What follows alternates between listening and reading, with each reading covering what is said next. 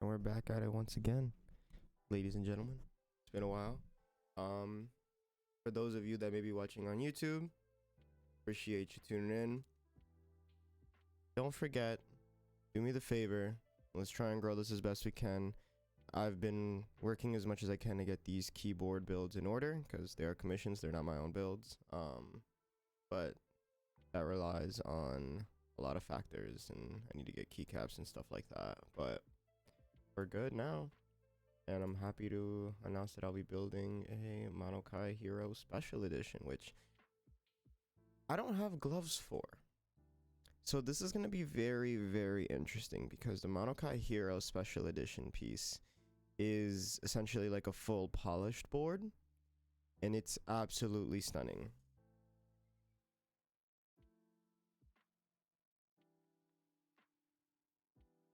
Now, oh yes, the wife is always first.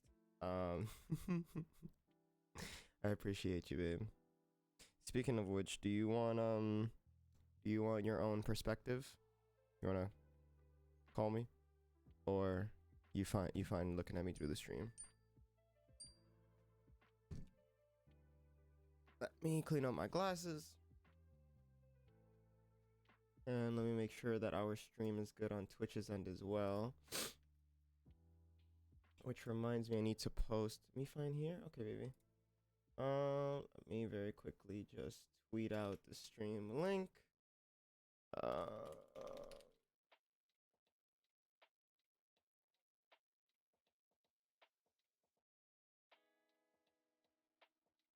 Wait, no, I didn't mean to do that. Fuck.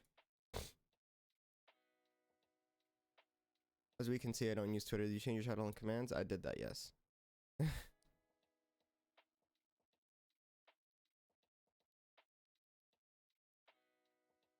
I appreciate you looking out for that, though.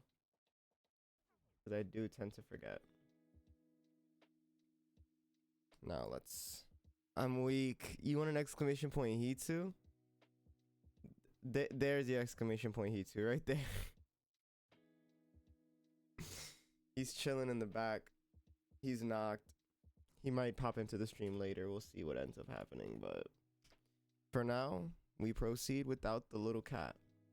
But I appreciate everybody tuning in. I make sure that the stream looks and sounds good. I could, and I might, and I appreciate that.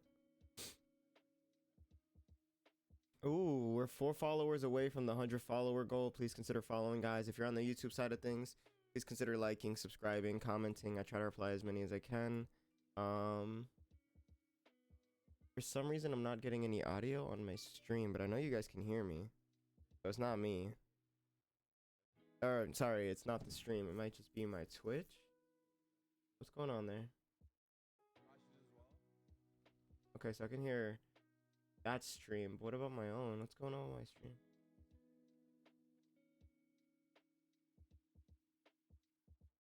Wait, seriously though? I can't say hear myself on stream. You hear me fine, right? Oh, okay, now I can hear myself. The volume was just really low.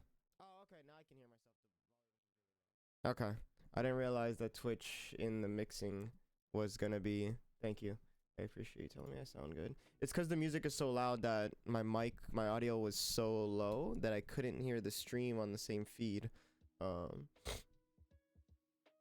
we've now sorted that out. Let me go to my creator dashboard. And yeah. For anyone who isn't familiar again, exclamation point build. We're doing a Monokei Hiro today. And yeah, get it going. Alright. Cool.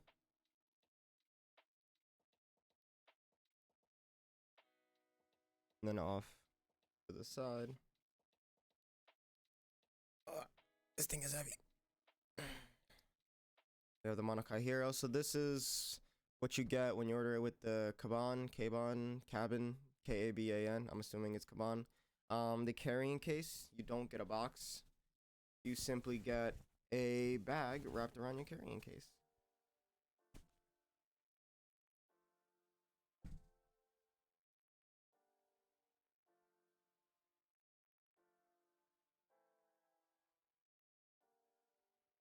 It's this way.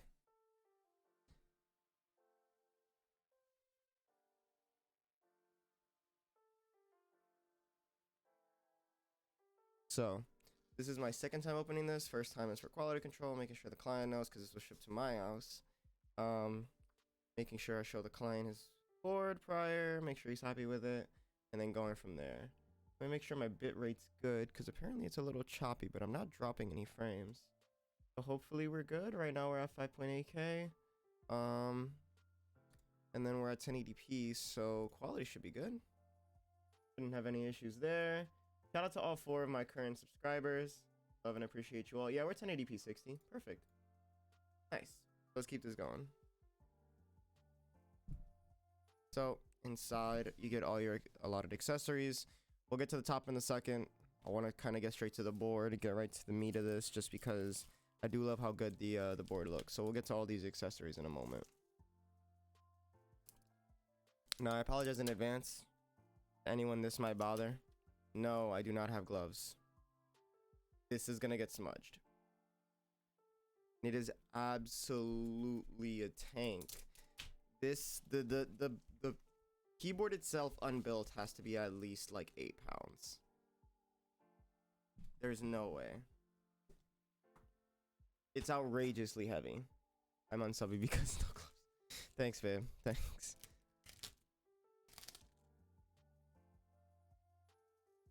I hope you guys realize how much I'm struggling to carry this thing with one hand. Oh my god. Wow.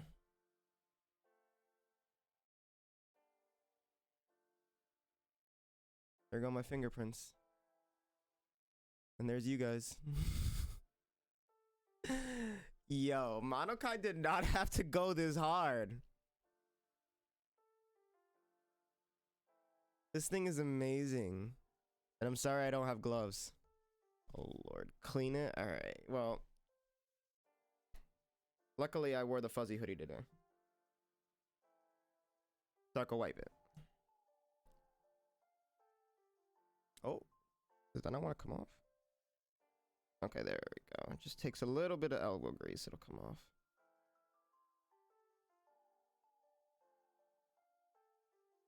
Dang, this thing does not really like to remove fingerprints. I'll have to get an actual polish cloth, but yeah, ruined 100%. But you get the idea.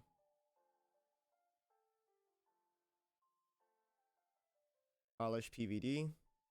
You better not. Thanks, Joel. No, it's not ruined. I just have to wipe it down at the end with a microfiber because I don't have gloves. And they didn't provide gloves in the packaging. Unless they did and I just didn't see them. Hold up. Did they provide gloves? No. They did provide a cleaning cloth though, so shout out to Monokei for that. So we'll test that out since currently we're dealing with a fingerprint.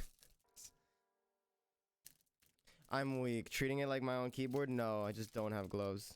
I don't actually have gloves right now.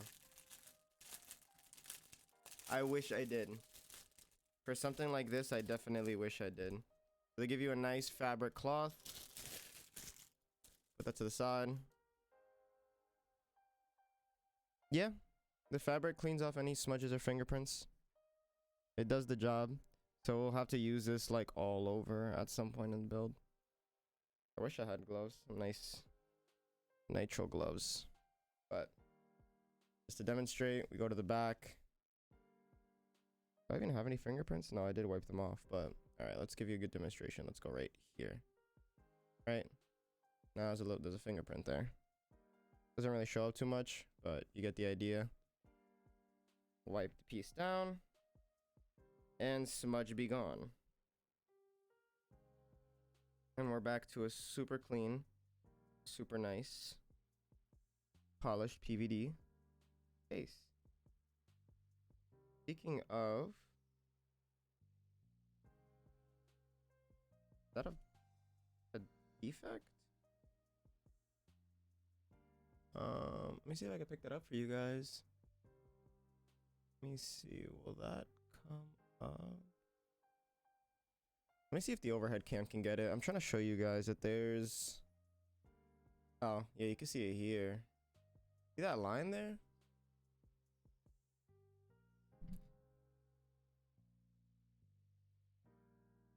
Yeah, I'm not sure what that is. I'm gonna try to wipe that at the end with maybe some warm water. But I don't know what that is. That looks like a defect in the PVD, but I could be wrong because it's not just wiping off. So later on, I'm gonna grab some warm water, try to sort that. I did not see that upon initial inspection of the board when we got it, but that's something that's there. It's got like a haze around it, so I do think it's an issue with the PVD, but again, we'll use some warm water at the end, try to clean that up, see what that is, if we even can. Hopefully it's just some, I couldn't even tell you actually. I don't know what would imprint itself in that fashion. Because it's not a scratch. There's no texture. So that's what's telling me that it might have been a defect in the PVD process. But we'll end up seeing at the end. Otherwise, it's relatively negligible and you guys can see the shiny finish that this thing has. Beautiful piece. Shout out to Monokei. Their logo there. And let's get on with the build. Let us put this back in the bag. And again, guys, I want to stress this. This thing is like 8 pounds. Just unbuilt, this thing is absolutely huge. It's insane. So if anyone's thinking of getting a Monokei Hiro SE, it could be used as a weapon. Godspeed.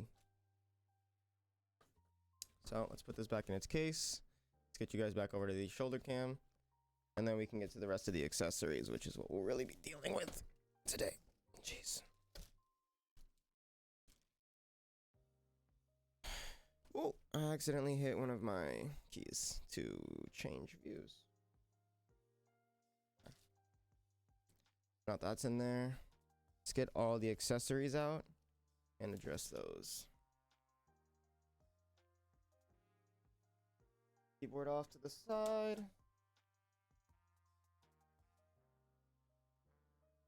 Let's get into it. I believe it's this key. Yeah. Perfect. I got my keybind set up. So, first things first, with any Monokei board, especially the Monokei and Friends series, they always have really nice cards. We saw this on the Green Hero. Just a little bit of a, I don't even know what you would call it really, just a nice thick card stock demonstrating, I would assume this is some sort of like, I don't know, garden, like it's meant to symbolize Monokei collaborating with Friends. And then we have the daughter board, the picture card of what's demonstrative of Hiro. I'm not sure the significance of this, to be honest with you. This might be a sticker actually. It feels, yeah, this is a sticker. It has it has a border. Put that to the side. We of course already mentioned Monokei branded cleaning cloth, which you're gonna need. You're gonna need. Yeah, I'll just tell the client you can't have your card back. Or your sticker. We yoink those. Use them as little collectibles. Be like the keyboard equivalent of Pokemon cards. So, put the cloth away for now, since we're not going to be touching any polished PVD for a little bit. We've got our gaskets, as well as our screw key, or Allen key, sorry. These are the bump-ons lower feet. Already mentioned the JST connector and daughter board. These guys use the, I wouldn't call it a universal standard, but what's it called? The unified standard. There you go. Now the client in this case chose a hot swap PCB again. This is the same client as the Olive Hero. Clearly, he's got a thing for these 65% boards at this point. I feel like that's fair to say. Same PCB as before. Hot swap, LED on caps lock.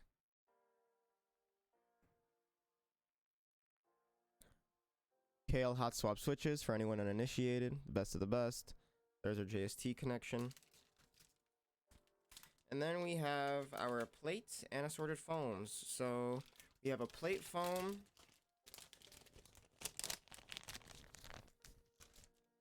is right here, along with our... Actually, wait a minute. What plate is this? I thought this came with a PC plate, like the olive one. Is this carbon fiber? Or palm? Actually, this might be palm, but it feels too heavy to be palm. Whoa. Okay, I've never seen this before. We've got like a... Oh, this is PVD too! Okay, so this is a PVD. I'm not sure if this was brass or stainless, but this is actually a metal plate.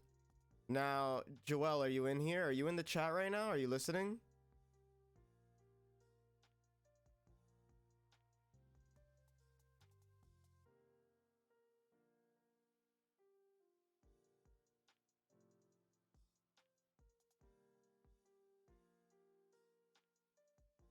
I had to add him in chat in case he's not necessarily listening, but he's in the stream. Because we have both this and we have a polycarbonate plate in the spare packaging. So I'm curious as to necessarily his preference.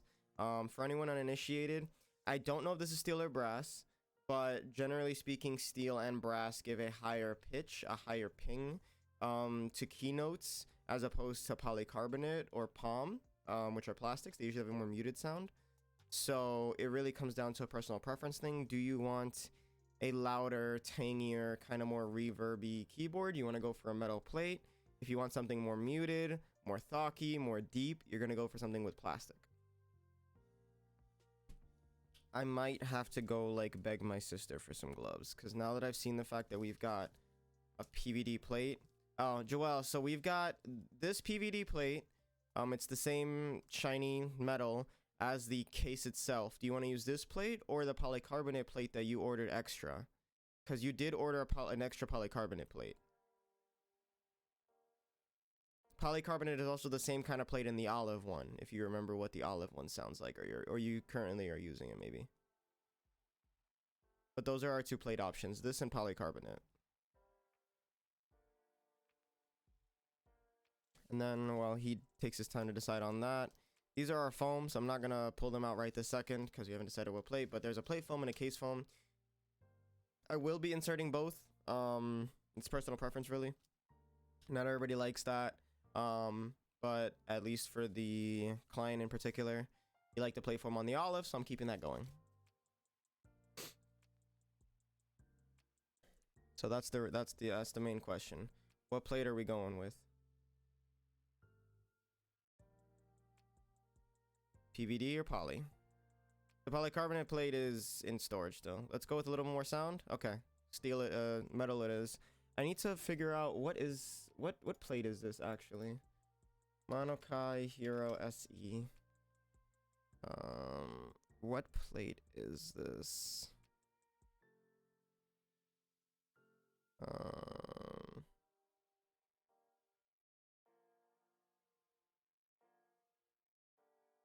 Interesting. On their website, the SE has a polycarbonate plate. Do they have a description here? I need to understand.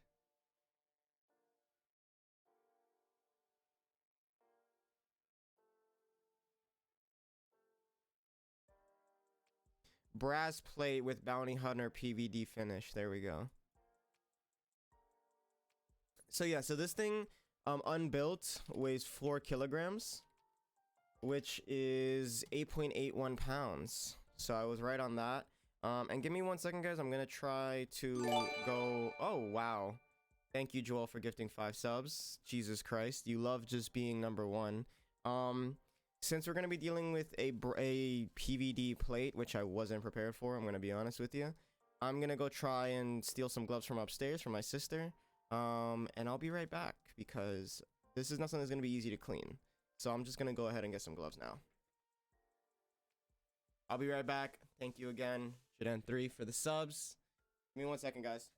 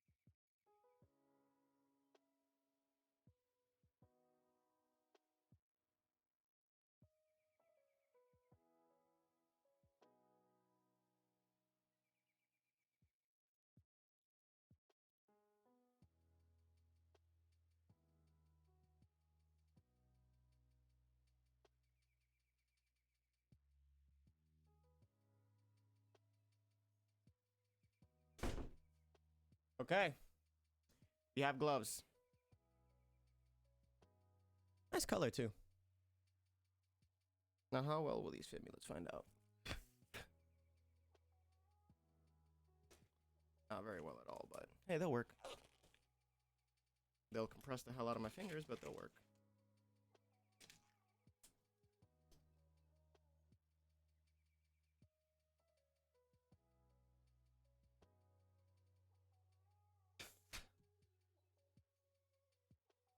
Hey.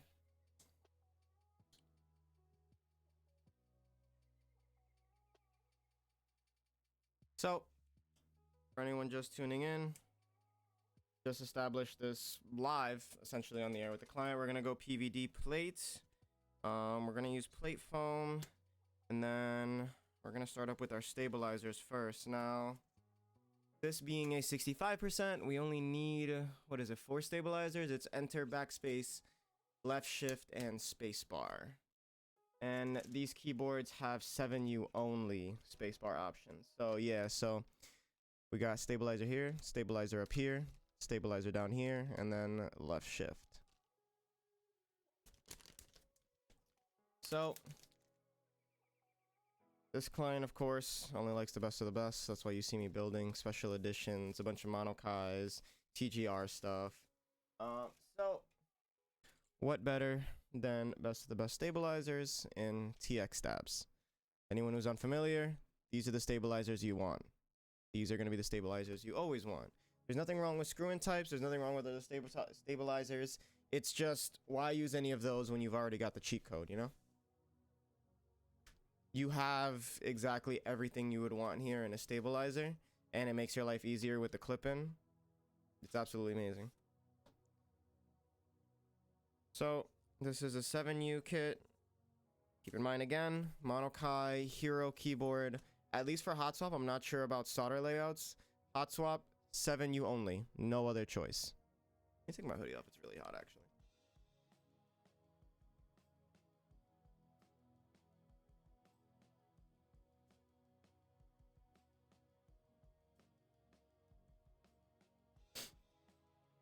Alright, so we're going to take out our 4 stabilizers. So we have 1 7U and then 3 2U. If anyone is new to my stream in general, you might not be initiated with the U concept.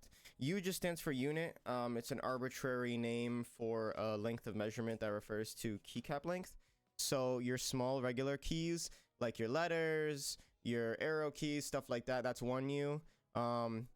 Enter, backspace, left shift, those are all 2 units. And then obviously your space bars are a lot larger.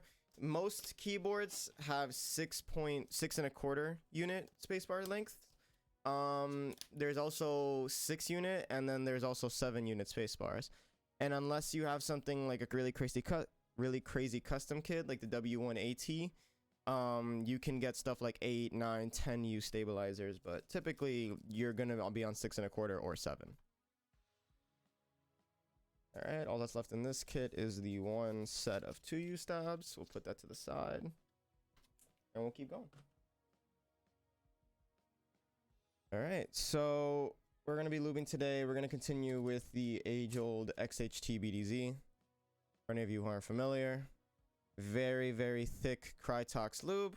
My personal favorite when it comes to stabilizers. You don't need a lot. A little goes a long way. And then the rest I tune out with 205.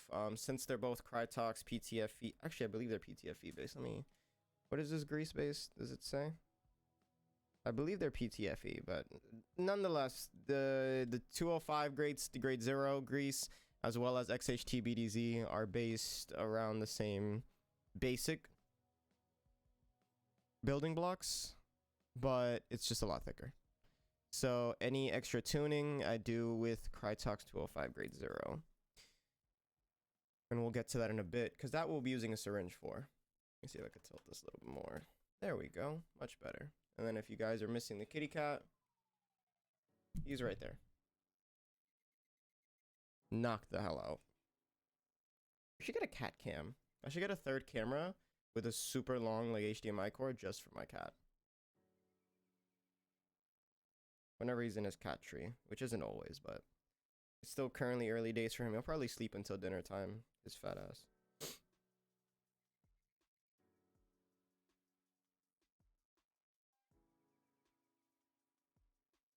So I'm gonna collect our pieces here. Of course, 4 stabilizers, 2 housings, and 2 stems each. 8 stems, 8 housings total. And then 4 wires. So basically, you want to have lubricant anywhere you're gonna experience rattle. So that's gonna be between the housing and the stem, as well as between the wires and the housing.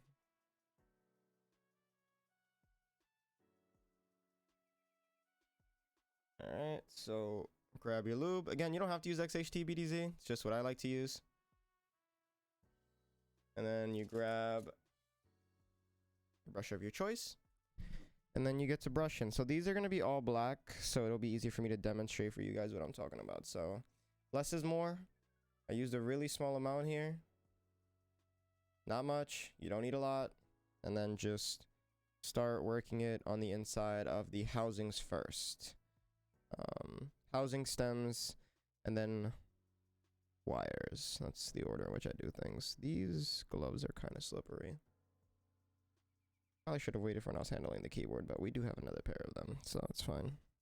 So you're gonna notice on the inside here, it'll focus. Gonna need a little bit more lighting. Let me see if I can get some more light on the bottom here. Oh! Y'all didn't hear that? Just one of my clip lights just basically came off the clip. But what I can do now is... What's it stuck on? Oh. Stuck on that? Cool. Let's move that. Thing. Clip that back on, and then we'll put it right down here. Perfect. That's a lot more light. Nice. Also, let me turn down the heat because it's so hot in my room right now. Turn that. Oh. Okay, much better. Okay. Let me continue. So, what I was trying to demonstrate with you guys and trying to get more lighting for is just that sort of like white, like haze. You're gonna notice on the inside. Very hard for me to demonstrate right now just because of lighting, but essentially you see like a thin light gray like skim coat on the... Actually, this might be easier with the shoulder cam, no? Possibly? Let's see how lighting permits. Oh, you guys can't see anything. Well, take my word for it. Oh, I moved the cam. I'm like, why do I look like I'm 4 feet tall? But there we go. So you go inside. A thin, it'll start out white obviously, but as you apply more and thin it out, it'll become like sort of like a dark gray, very, very thin coat. The housings themselves being plastic don't need too much. They aren't like the most substantial source of rattling. They're just one of them. But primarily your rattle is going to come from your wires, so you don't have to stress about it too much. Just enough to coat the insides and make sure there's a nice thin layer. And then you just keep doing that over and over. You can kind of see it at the top there, but you can't really see inside.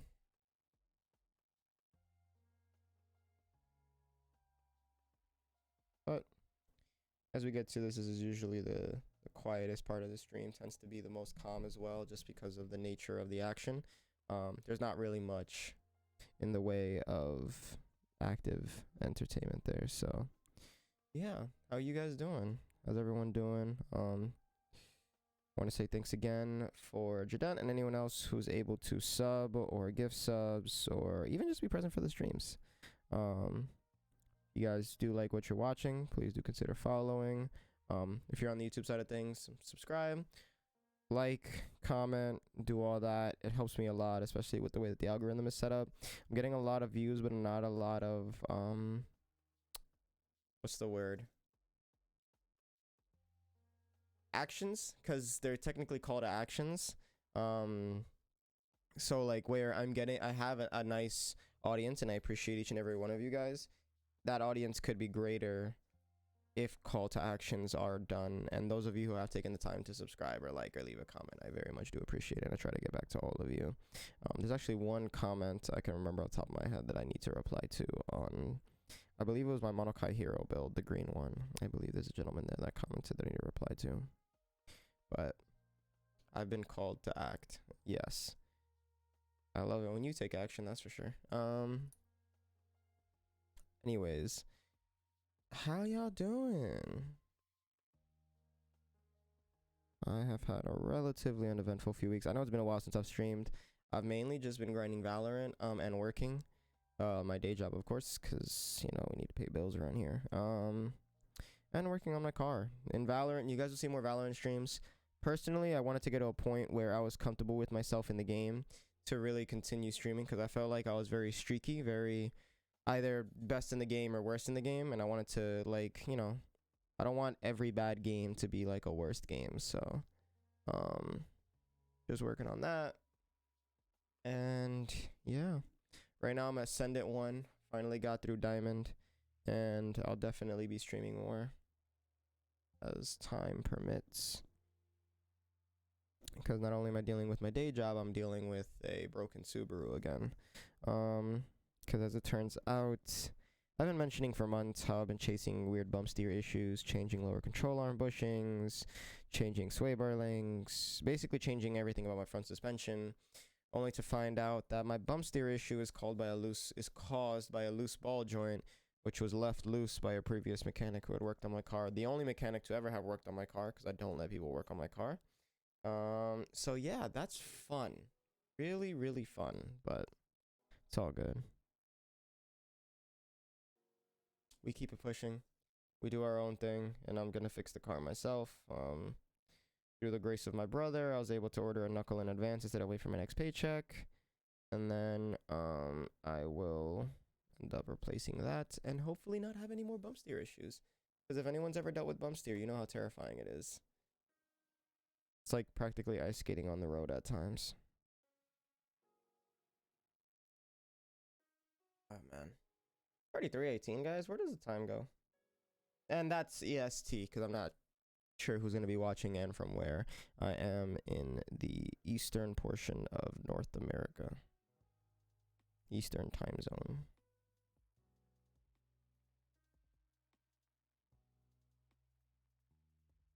Not gonna lie though, as much as it is a pain in the ass to deal with a broken Subaru, it has taught me a lot.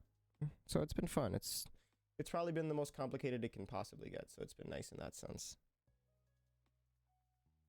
Like, I don't think anything's gonna become more problematic, essentially, is what I'm trying to say. Like, you know, the end is almost near, hopefully, as soon as I fix this bump steer issue. And I can worry about actually accumulating funds. Because we don't know. There's a lot of unknowns, especially around, I've got student loans, so we'll see how that turns out with the way that the courts are set up. And yeah, there's a lot of unknowns when it comes to the economy currently as we're going into a recession. Or are we in a recession or are we going into a recession? I don't know. People throw around the word recession a lot, and I don't actually keep up enough to know where exactly we're at in the world.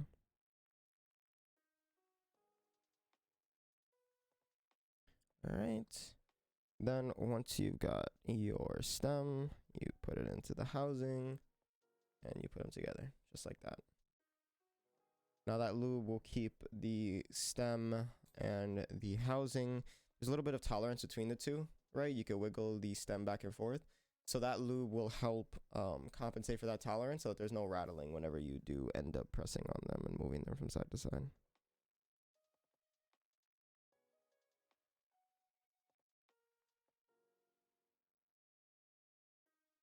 Anyone keep up with professional Valorant, actually? I don't even know how many viewers I've currently got, but if any of you keep up with professional Valorant, you know how crazy the games have been, especially for NA. Currently got Energy and Loud going on, and that's a close one as ever.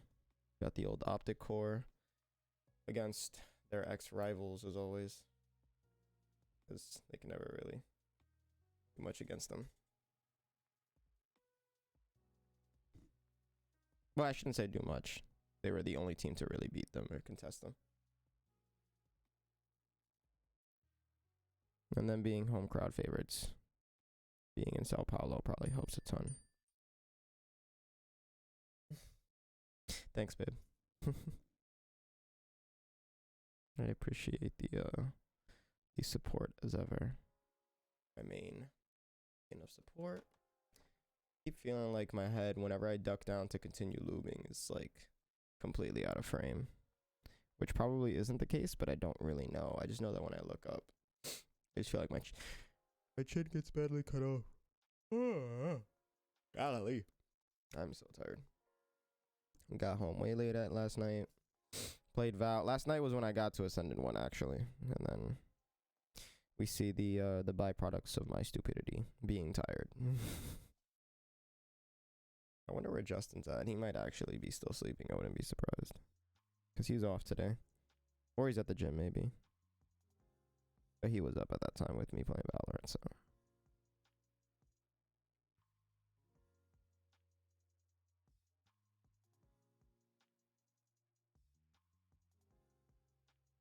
I gotta think, like, you know,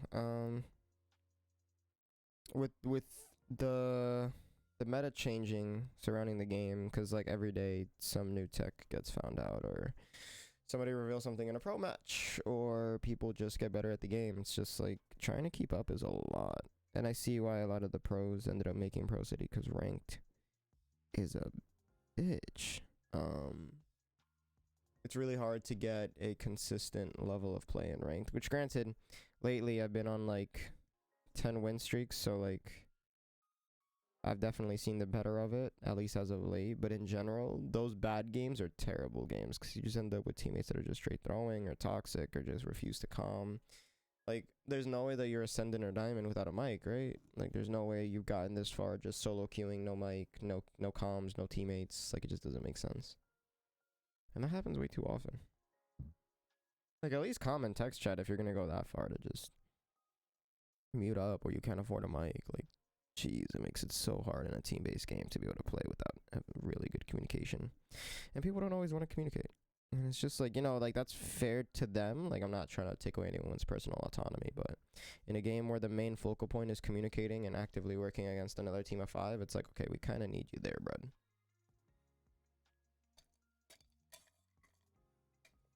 But not everyone cares like that, so more power to them. But my ranked experience hasn't been too bad, all things considered. I just realized all of the stabilizers are out of frame. All of the housings are practically put together with their stems. We've got 2 stems to go, and then we get to the wires. Today's build should go by pretty swimmingly. We already know what stabs to use, because I've already built this board. I already know that I have to get the gasket situated, because again, I built this board. And then it's a 65%, so it doesn't need a lot of key switches as well, in the first place. So we should be good to go, all things considered. Hopefully I have more positive updates by the next stream. Well, maybe the next keyword stream. I'm not sure when I'll be streaming Val, but by the next keyboard stream, hopefully I have more positive updates on my car. I ordered a low mileage used OEM steering knuckle because I couldn't afford to get a new OEM steering knuckle. New OEM, if I were to go the cheapest route possible, which is there's a gentleman on eBay that sells OEM Subaru parts at a discount. The cheapest I could build a full OEM hub and knuckle with, wheel bearing seals and all that, it was going to be about $450 with labor, because I don't have a hydraulic press. I can do a lot of things, but I can't magically press wheel bearings into a hub. So yeah, unfortunately that would have cost an arm and a leg. I gotta make sure that my girlfriend knows how much. Tell your girl you appreciate her. Tell it randomly as well, because nobody likes just being told things because they were told to say. Like, you don't want to be told to say something, at least in my experience.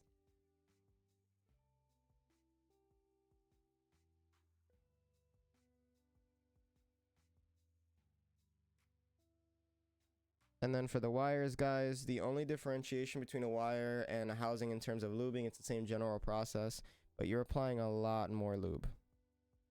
The wires the surface area coupled with the amount of tolerance there is for rattle, you want to apply a lot more. So this is going to be a decently like skim coat on the, like a very obviously like white potent skim coat over the wire itself. You don't have to go crazy, but you do have to make sure the thing is completely coated. Up to about like, I'd say a 1/4 inch past this bend, because that bend is where it slots into the wire essentially and where it comes out. So there it clips in, and then after that it's just a straight wire across the board. So again, just add a decent amount. Make sure you've got your nice thick skim coat. And then what I like to do is apply some lube on the housing itself where the stabilizer will clip in, which should be right there.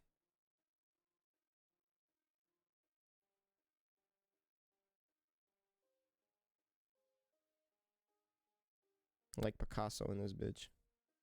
Bob Ross it, kids.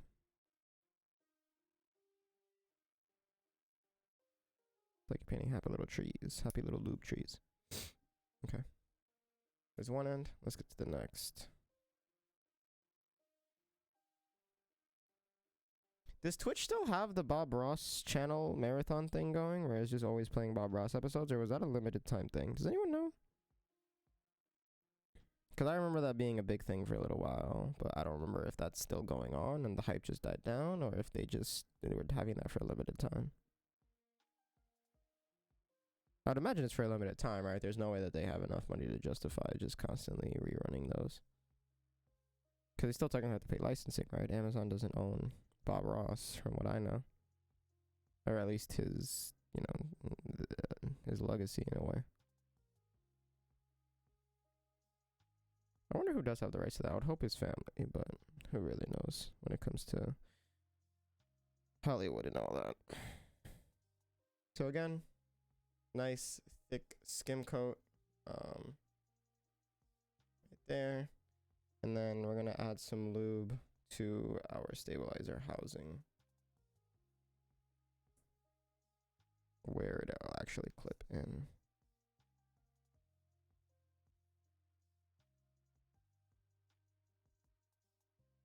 And again, guys, I am no like end all be all answer to lubing. This is just how I lube. Feel free to lube however you want. I'm not gonna judge, but it's just how I found success personally.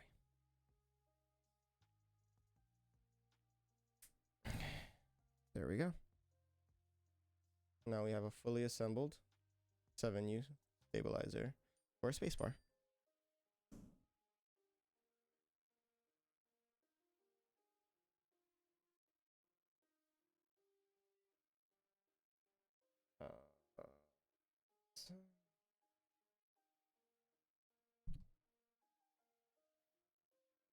And then we continue with the little stabilizers, and then we will be done with lubing stabs, manually anyways. We have to tune them after, but tuning is done pretty simply. You just use a syringe and some Krytox 205, and that quells any concerns. If you still have rattle after this stage, which I personally am not at that point yet where I can just do it by hand and then know it's not going to rattle. There might still be some issue to compensate for once I fully assemble, but that's just part of the game. There's nothing wrong with that. Used to be way more annoying before we discovered the usage of syringes, because you'd have to take that shit apart. They used to suck to constantly unscrew. And granted, we have TX steps, so we no longer have to unscrew, but it was so time consuming. It would still be time consuming even with these, but just, you know, a little bit. You save a few seconds not having to constantly unscrew them. All right. Let me grab a housing. Lube one side where it will clip in. Slot it into the inner stem and then flip. I feel like every single time I go over it, because I never really know who's gonna be like when someone's first time watching me is gonna be, right? Like, you know, there's always that first video that you stumble upon a YouTuber or a content creator on Twitch off for, and then you're just like, oh, okay, I want to watch the rest of their content. But that first one, you never really, you can't predict that, since it'll be different for everybody. But that's why I try to address the same things over and over. So for those of you who watch my channel regularly, one, thank you. There aren't that many of you from what I understand, at least from what the analytics tell me. And so for you to take that time out of your day to like expect something of me and then want to watch it, it means the world to me.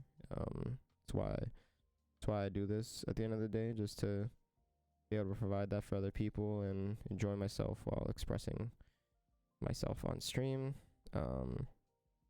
So thank you for essentially helping me realize one of my dreams. But you guys might think it's repetitive, but it's for those of us who are new to this or are new to watching me, or maybe coming into custom keyboards because they know me but not necessarily know custom keyboards. Like, those are the kind of people that I try to make sure that no matter what stream they're watching, they're not kept out of the loop. Can this wire go in there, please? Oh, the stem fell out. Okay, great. There we go. Okay. Cool. 2 stabs done. We got our 7U spacebar and our 1 2U. And now we got our other 2Us to address. It's only been 47 minutes. Wow. But yeah, we're doing great time, boys. If you're here from like the first streams, I used to be a lot slower at lubing. To be fair though, I did go a little bit more in depth in terms of showing every individual part and with lighting and all that, but still, it did take a lot longer than we currently do. And you know, time is precious, so trying to get through it as best I can. But I do appreciate each and every one of you who stick through the streams, whether that be, you know, on your own time on YouTube or you're on Twitch. Still means a lot.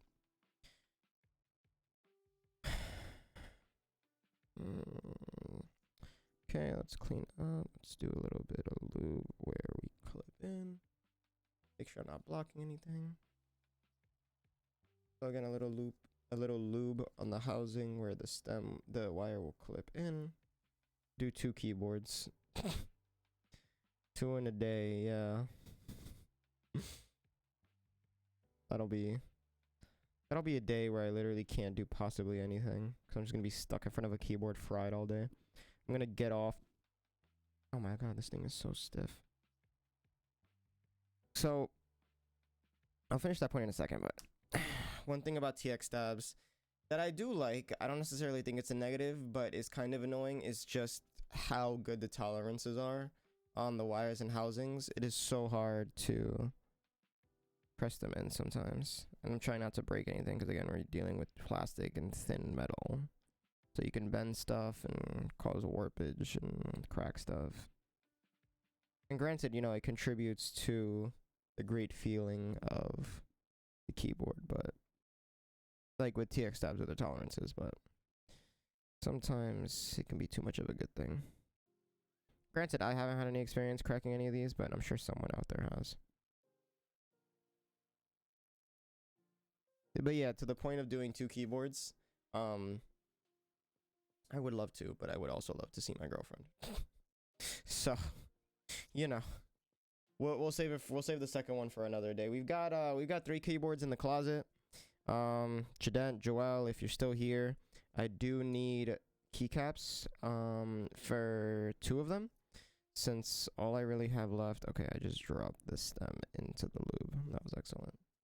Since all I've got left in terms of keycaps are the Arabic ones, which are beige. That can go with one of the keyboards, but obviously got 3 of them, so. Alright, so lastly, let's put this here. Alright. Second to last stabilizer done. That's the penultimate one. Now we get to the last one.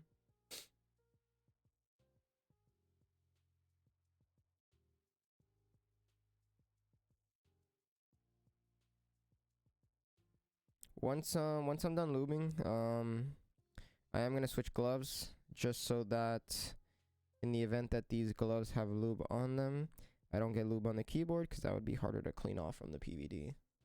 For anyone out there cleaning PVD, from what I remember, just warm water. If you try to clean with alcohol or any solvents, you're gonna end up with like a blue, like hazy kind of like oil spill kind of look. You know that blue like iridescent effect that oil gives when it's spilled? That is most likely what's gonna happen if you clean PVD with alcohol, at least in my experience. Granted, it wasn't the highest quality PVD brass, but still did that. All right, so let's go over here. Okay. All right. And then the last few strokes to get through this last wire.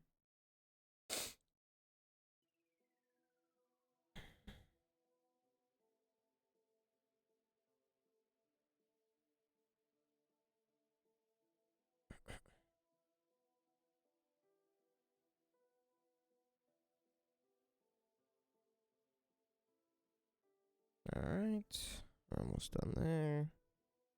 And then again, guys, gonna reiterate, a thick skim coat, nothing too crazy, but also you want the whole thing to be coated. And then we're gonna go here, we're gonna lube where the wire actually goes in. Right there, that clipping section, the little circular hook section, we're gonna clip in there. Now that it's appropriately lubed, and we can wrap up all our stabilizers.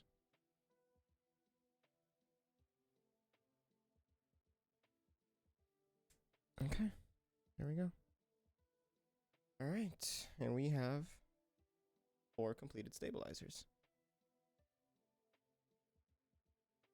Now I'm just gonna clean up my brush, just wipe it dry. You can wet clean these later, just run them under some warm water, add a little bit of soap, and then hand like massage them just to get all the bristles loose and clean. Same principle as paintbrushes. If anyone is familiar with painting and cleaning paintbrushes, then you know what you're doing. Now let me put this stuff away. You can put the Krytox XHT away. You can get on with the rest of the build after I change gloves. Okay.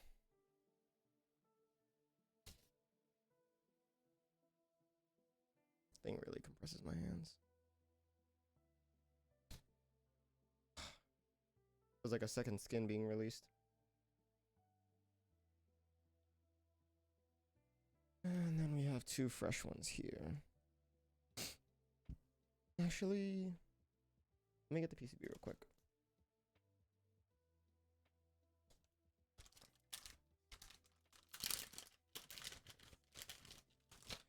Just because in my handling of the stabilizers, I might get lube on my gloves, and I don't want to have to go upstairs and get another pair. We're just gonna first put these stabilizers on.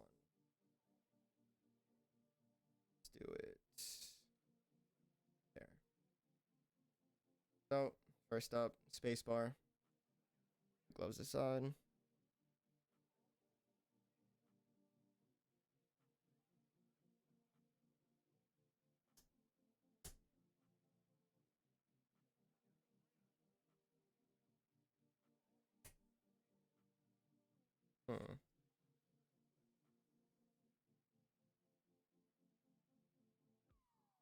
Actually is a slight bend in our 7U wire, so let me just quickly correct that. Okay. How about that? Is that addressed now?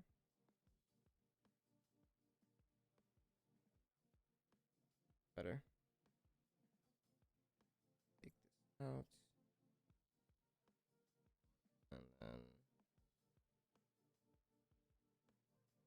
Okay, so the whole stem just popped out. That's excellent. Okay, well, it's a good thing I didn't put on my second pair of gloves, because now my hands are covered in lube. Okay.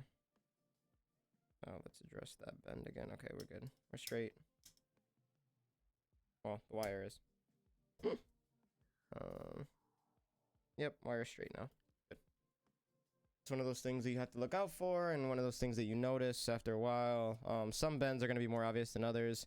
If you have a defined flat edge, if you have a workshop table, or some people use old iPhones, like iPhone 4s and stuff. If you have something that you know is true flat, you can use it to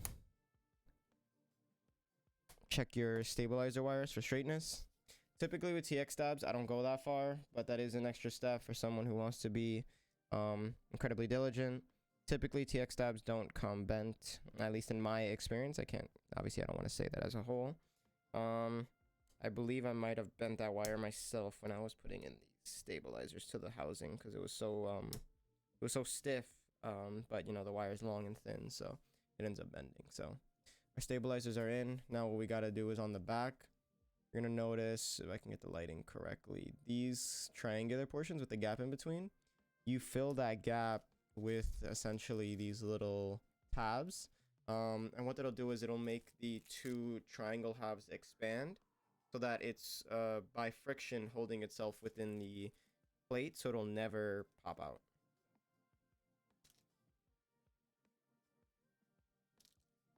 So then we just grab each one of these tabs and we're just going to press them into the divots inside of the stabilizer housing. So they're a little bit difficult to get. You can use pliers if you want. I just do it by hand because it's easier for me to see and maneuver. But you know, it's all personal preference at the end of the day. Now that that's wedged in there, you see we no longer have that gap like we do on this side. Gap. No gap. And that is essentially our security mechanism for our stabilizers. So I'll keep this going. Just grab another tab and then just shove her in there.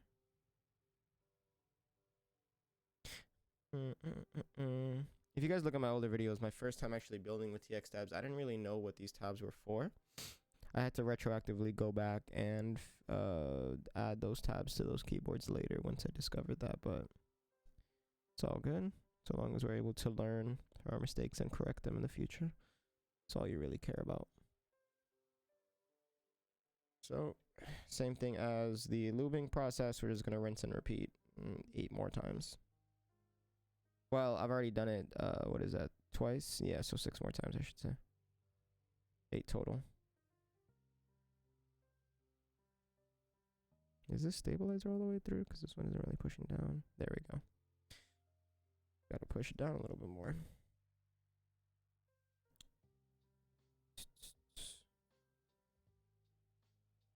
Alright, let's get that in there. Okay. Yeah, this one's also not going all the way down. There we go. Alright. Then 4 more.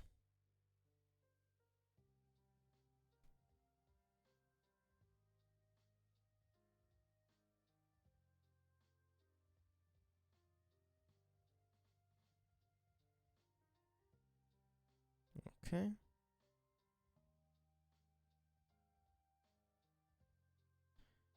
Now after this, what we're going to do is we're going to put on our gloves. We're going to put on our plate foam. We're going to put on our plate. And we're going to test these stabs with switches and keycaps.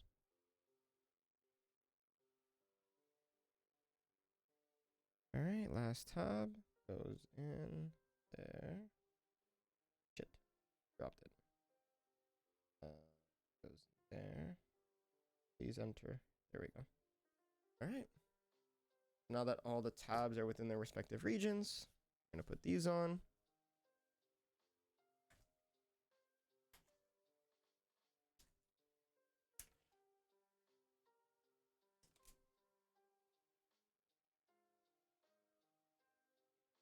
Alright.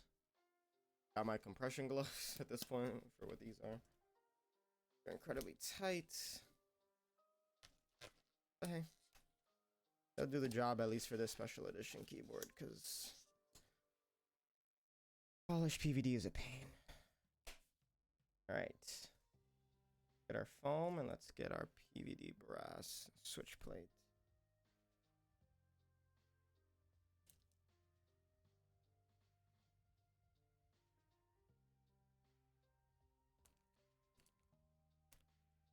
So one thing about the Hero, you guys are gonna notice ovular or oval cutouts in the plate. I believe that might be for the rear, for the rear. I don't know if I'd call it a weight, but just the rear section of the board.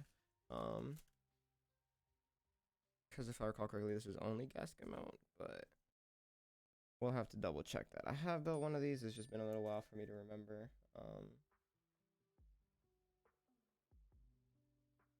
But we'll find out together.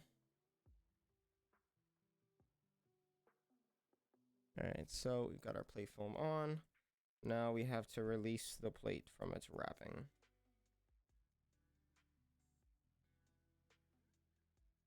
Now, what's the best way to go about that? Because this is very tightly packed here. Very gently grab a knife and then just make an incision somewhere.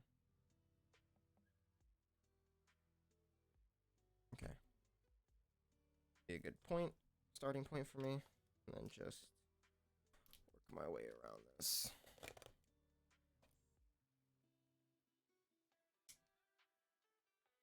And just very carefully, just making sure not to mark out the PVD itself. Make incisions that will help me break apart what is essentially saran wrap here. Really, really tightly packed saran wrap. I'm not sure if this has anything to do with the PVD process or if this is just a protective measure for the PVD finish, but either way, it's a very thick plastic wrap that is very hard to remove. I shouldn't say hard, it's very annoying to remove. It feels like very sticky, like kind of glued to itself.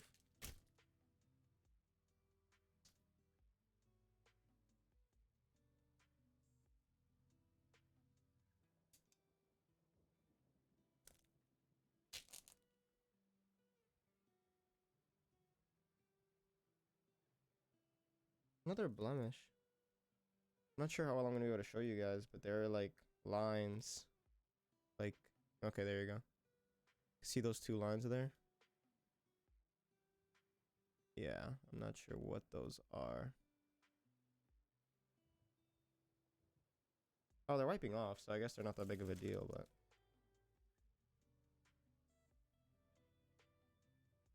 yeah, they wipe off.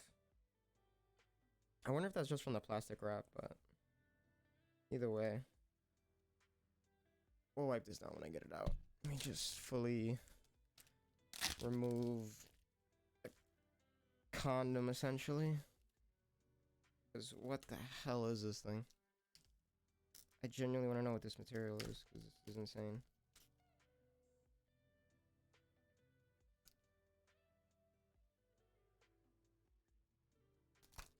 There we go. Good thing I always have a blade handy. Alright, guys. That is our polished brass PVD plate. Backwards. There we go. The top side. Very shiny, very nice. Gonna quickly wipe the whole thing down because it appears to have something on it. I don't know, it's making like a wavy kind of pattern here. It looks cool, but it's clearly not meant to be there, so we're gonna keep wiping it away.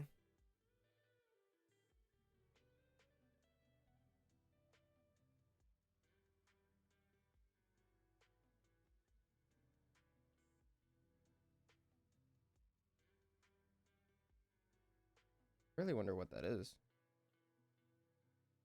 Not sure there's an explanation for that.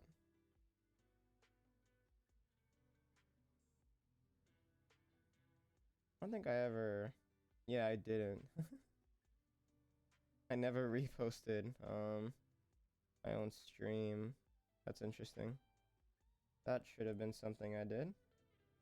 Let's do that now and see if anyone wants to tap in. Okay, the sticker didn't even make. That's lovely. Instagram just loves me, doesn't it, guys? Best platform ever. Okay, hit done. Okay, thank you, Instagram, for not understanding anything of what I'm trying to do right now, please.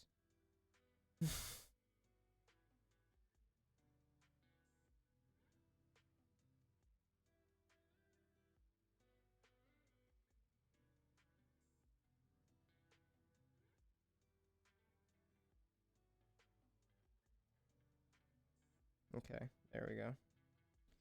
Better now. Thanks, Instagram. Alright, let me continue doing what I'm doing. Continue wiping down the PVD brass. Making sure it's all clean.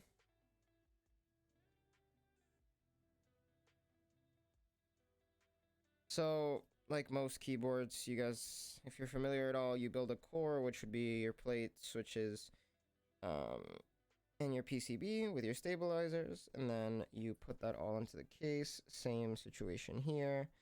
This is a gasket mounted case, so we do have some gaskets to install in the finish process, though.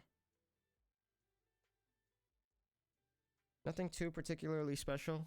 It's just a really nice, well-built gasket mount 65% keyboard. All right. I believe I got all the streaks and waves off. Oh no, there's still some more. What the heck? Okay, that's gone. Some there. I want to be wiping this thing down forever.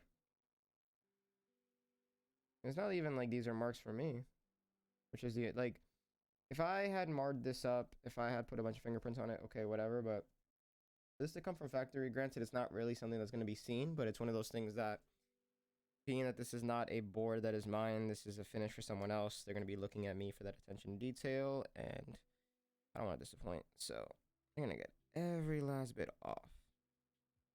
And for a personal build, I probably would too. My OCD would kick my ass, but it's one of those things that's especially important for a build that isn't yours.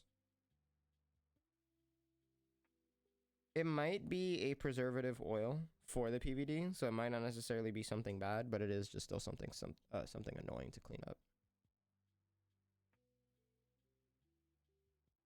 Okay. And now we just grab our switches.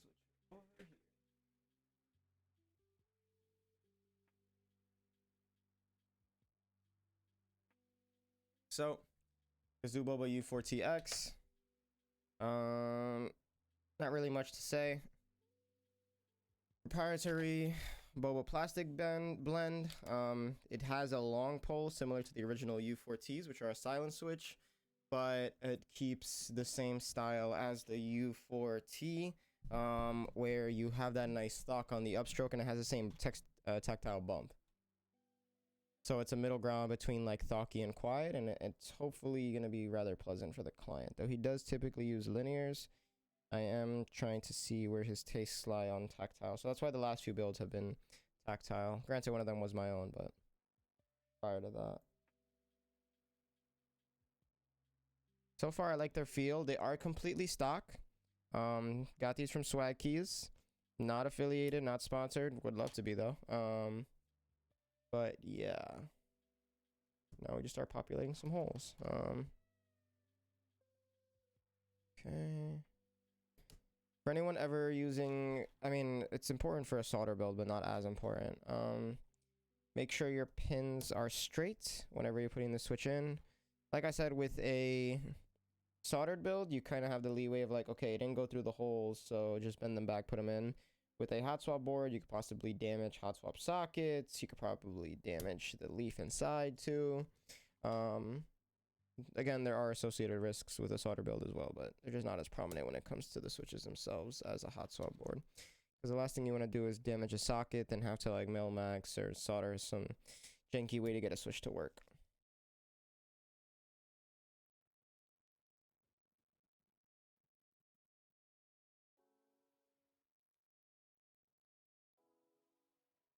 Alright, just adding a few more switches for stability purposes, and then we should be good. Alright. Now let's grab the keycap set.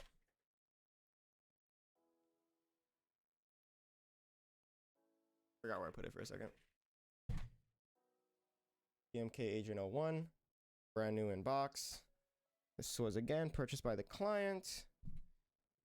I think it'll go well with the silver PVD finish here.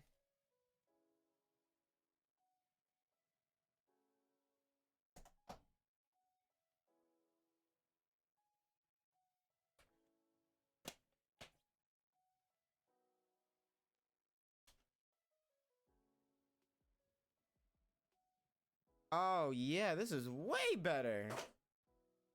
Good job, GMK, for coming up with a different box solution than the last one we had with the slide out and the flimsy cover. Oh, it doesn't actually matter. The switches still came out like this. Well, whatever, I guess. They tried. I'll give them that one. Maybe put some foam. I don't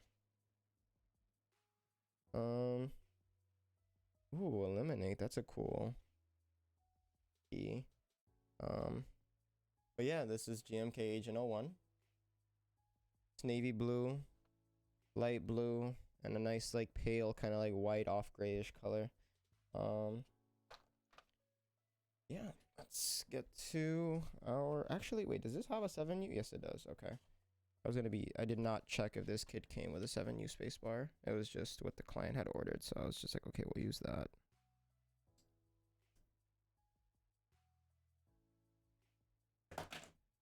As my phone just falls on the floor. Why doesn't this want to? There we go.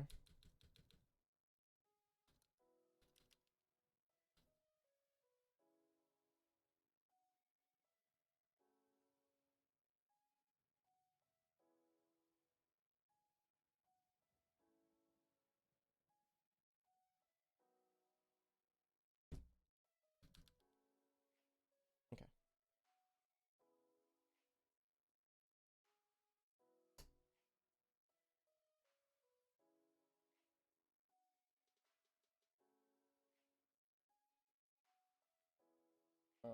Let's shift. And that's all of our stabilized keys taken care of. Now, mute up the music. Bring down my noise gate. And then we could test the way these sound. So let me move this over. And then let's test these.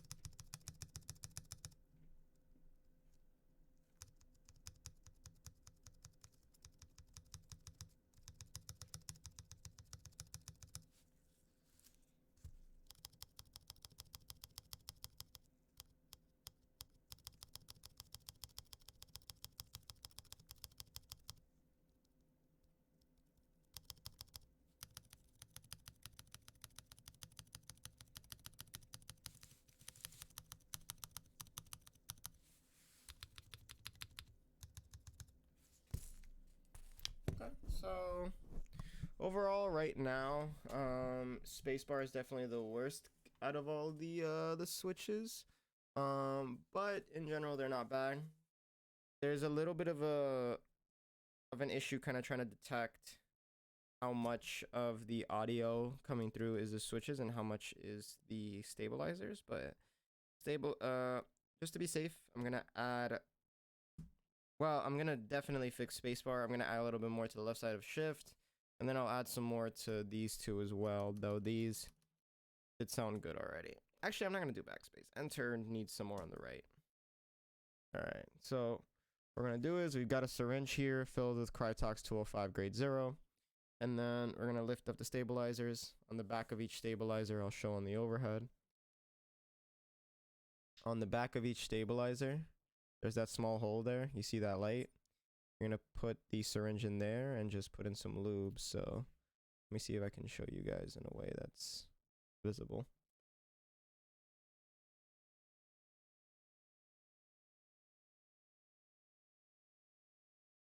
There we go. Yeah, you guys see that.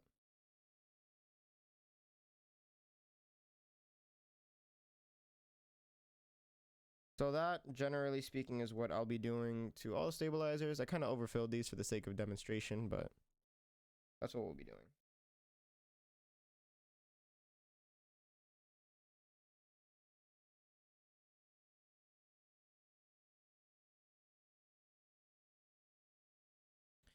Spacebar needed help on both sides. Shift only needed left side, but again, I just wanted to demonstrate to you guys that stuff.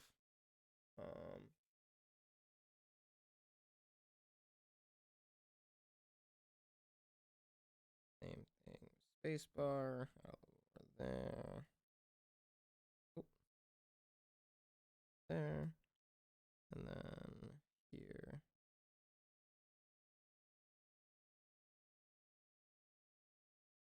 Okay.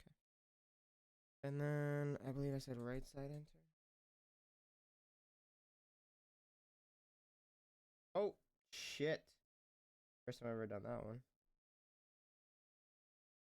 Accidentally went straight through the stab. Not a big deal. Let me just grab a napkin and wipe off that excess. That is a lot. That's better. Cool. All right. Now we're gonna put our switches back on. And very quickly wipe off smudging.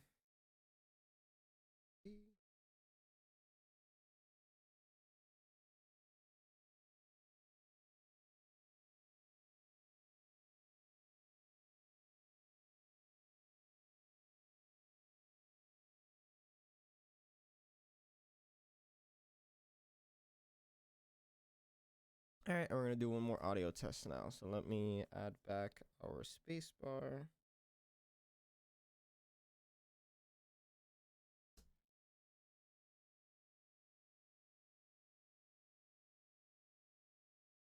And we have enter. And then we have left shift. Again, guys, keep in mind these switches are stock, so there are going to be some sound discrepancies that you might see from a looped, or I don't believe these housings allow for filming, but if they did, there would be a vast discrepancy for a looped and filmed switch, especially a tactile. So part of the sound you're gonna hear is gonna be from bless me, the tactile switch. So let's over here turn the noise gate down, and then what we're gonna do is we're actually gonna pick this up this time and do it this way. I can hear it better.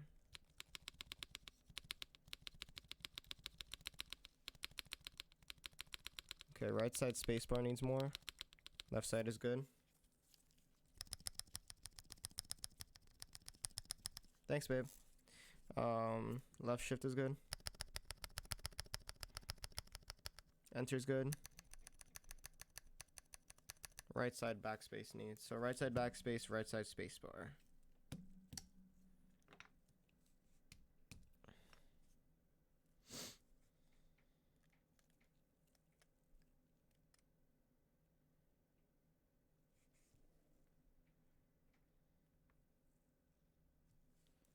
Okay, and then we said right side backspace.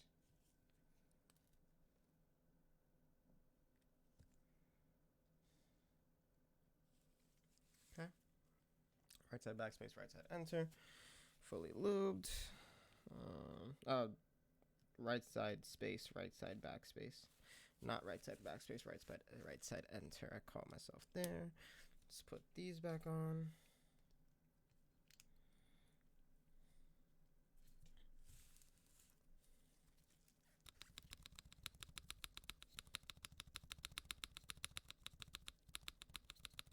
Spacebar sounds good. Now right side backspace.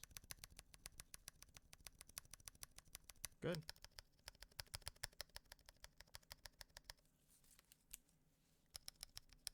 Perfect.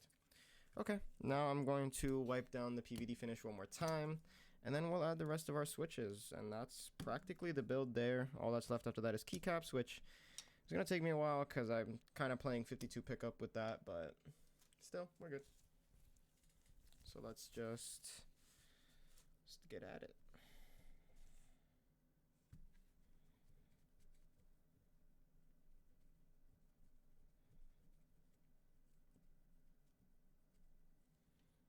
Okay, anything else on there? No. A little bit here, a little bit here. That's excess lube.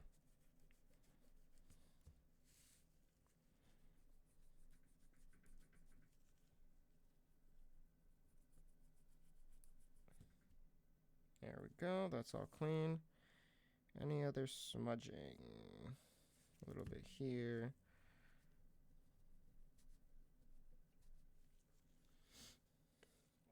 They provide an excellent cleaning cloth, by the way. This thing is working wonders on this PVD.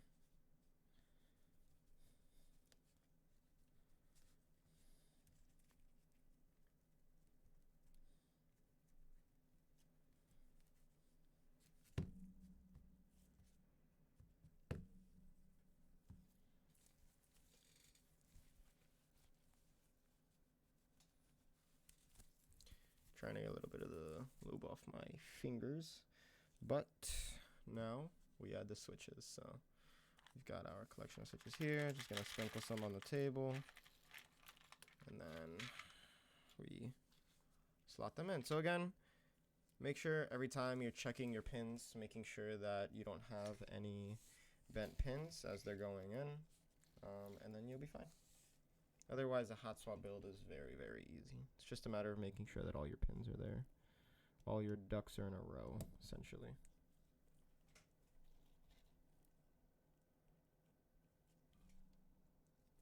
Let's put the music back on.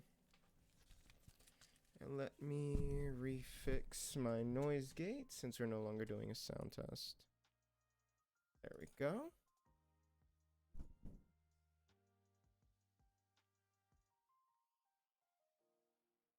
And yeah, we're almost done at this point.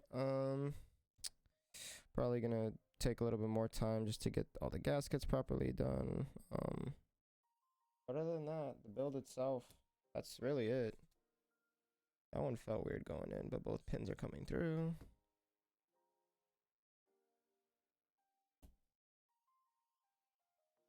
I love the feel of these, and I actually really like the sound. I'm gonna have to order more. And possibly use them for a personal build because they definitely are exactly what they were set out to be. So these were designed to give you a muted thock in a way. So it's similar to, like I said before, both the U4Ts and the U4s, but it's a cross between them to the point where it's still very quiet, but you have that upstroke, that thocky upstroke. To where you still hear the keys, which I really liked when we were testing the stabilizers. That was very nice to hear, and I hope that the sound test for the actual keyboard when we start typing is just as good.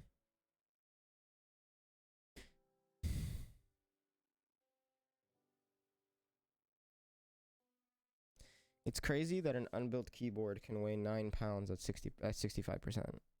Like, it's not even a 75, 80%, none of that. It's a 65% that weighs 9 kilos pre-built. Fully built, this is going to be insane. Fully built, this is going to be an over 10 pound, 65% keyboard. Meanwhile, my Lego keyboard is only about, I'd say, like, less than 2 pounds. Which is excellent, honestly. For what it is, I'm really happy with how light it is as well. Not to say that Legos are heavy or anything, but it is a relatively dense build, and it has a PCB inside, and it's a nice, pleasant weight, especially for how thocky it is, because it's not hollow or anything. It's just really light plastic materials to be using in construction.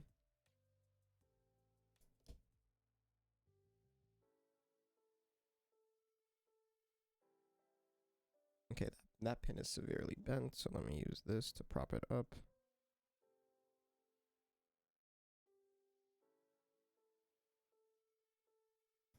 Let's hope that the switch is still functional, because that one is feeling rather loose. Make sure that one popped through. It did. Good. Really nice thing I like about this PCB is that there are markings.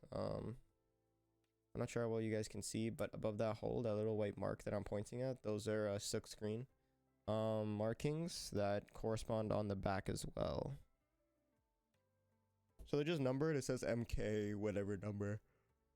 In this case, MK22, and then on the back it'll say MK22, so it's easy to keep track. My insulin pump keeps vibrating. Why is that? Are we good, insulin? Yeah, we're good. Okay. Keep it going.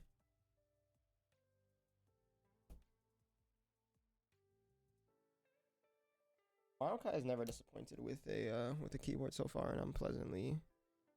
I'm not gonna say surprised because Monokei has always been sort of top of the game, along with like Singa and TGR and those guys. But it's just one of those things that I wouldn't otherwise be exposed to, and it's nice to know like what the hype is all about, and it's definitely warranted. Monokei do their due diligence. They make a nice keyboard kit, and all props to them. Sponsor me.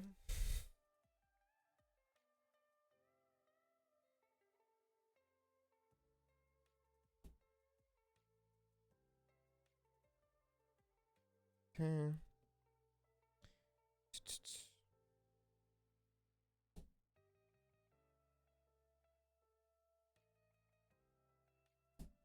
For anyone rocking or planning to rock a hot swap Hero, keep in mind stepped caps is not an option. The plates are the same as solder plates, just that there is no extra set of hot swap sockets for step caps. Why am I yawning so much? I'm not even that tired.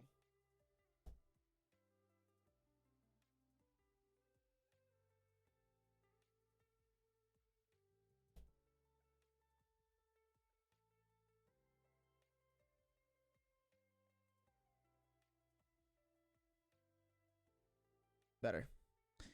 Better on the focus.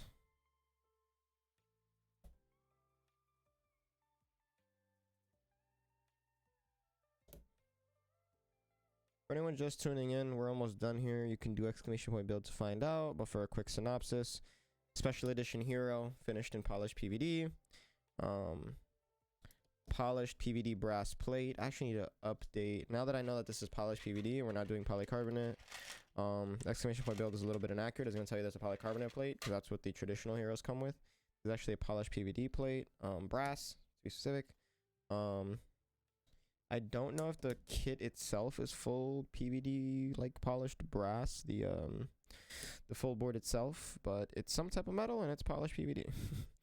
The finishes are identical, so I would assume it is full brass, but I genuinely don't know that accurately to answer. Because the website just says like SC kit, like polished PVD. It doesn't really specify that it's brass. For the plate, it specifies that it's brass.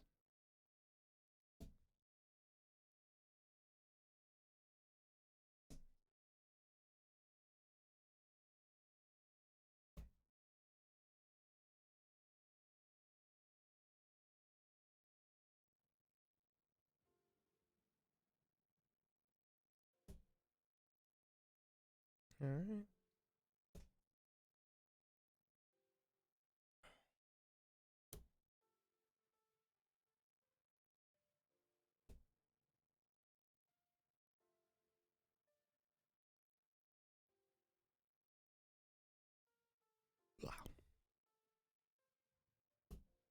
After this, we'll look up the PCB,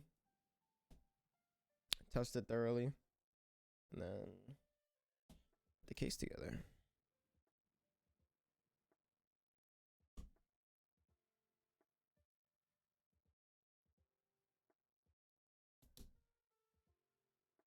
So again, guys, there are no real options for the hot swap. You're using a fixed layout whenever you pick up a hot swap version of this board. Just be advised for anyone who may want to customize their layouts. You're not really going to have that option here. Let's make sure all the pins look like they're through.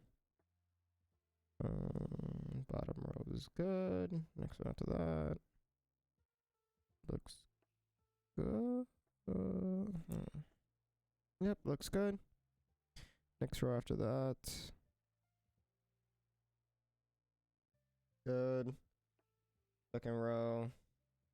Pins are all through. Yep. Last row.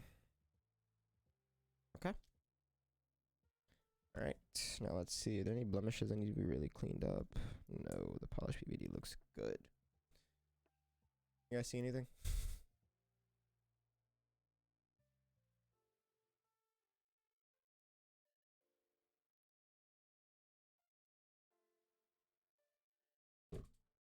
Now let us get our, let's pull up VIA. Okay. Let's get our JST connection set up.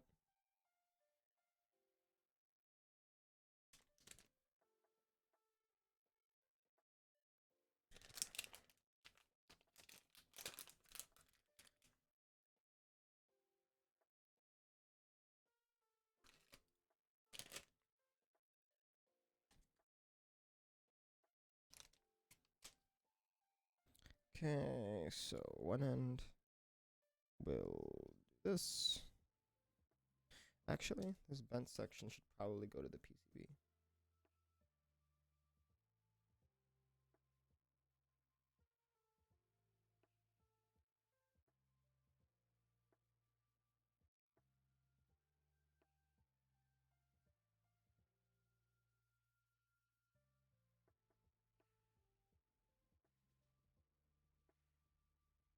Jeez, come on. Just go into the hole. Thank you. Okay. Now we connect that to here. Same way. And then lastly,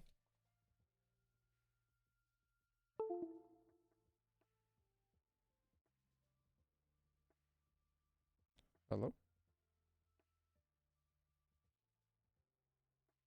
Nothing?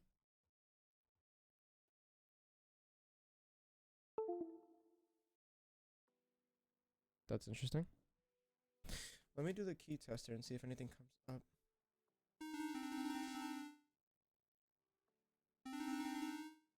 So key tester comes up, but this isn't coming up in VIA. Let me try the VIA website.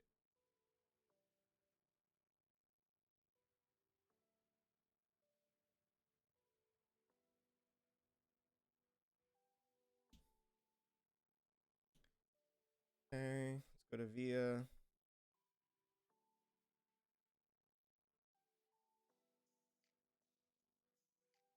There we go.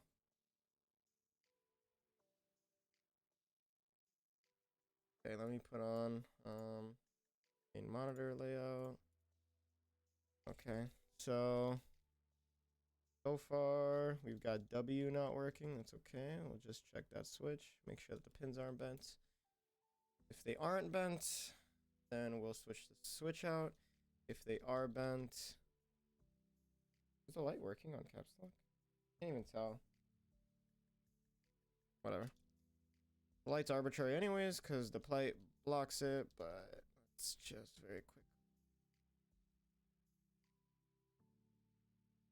This layout, let's go to layouts, 7U, okay. Just make sure that that is being properly detected. Okay. I love when it does stuff like that, because that's definitely what I wanted to do.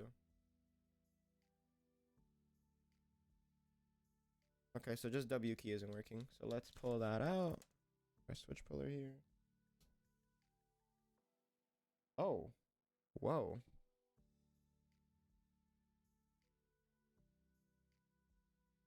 I'll fix this later. Essentially what happened is the pin bent inward into itself, like it folded inward. So I'll put that aside and then I'll fix that later. For now, we'll just put another switch in.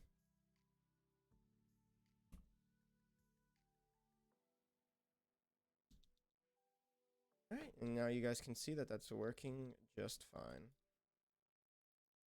That's, again, for the sake of sanity check, go through the whole board.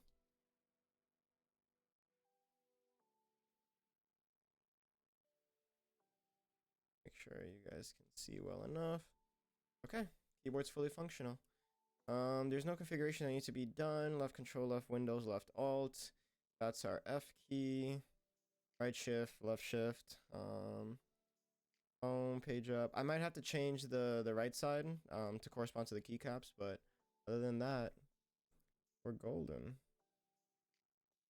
Cool. All right. Take that off. I can continue with the rest of the build. So let's get to the case.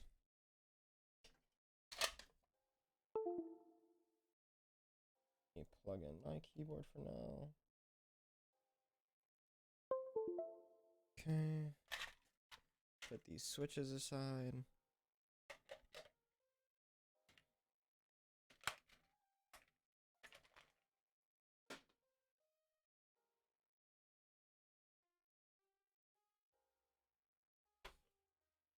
These screws are for our JST connector. I'm going to put those aside.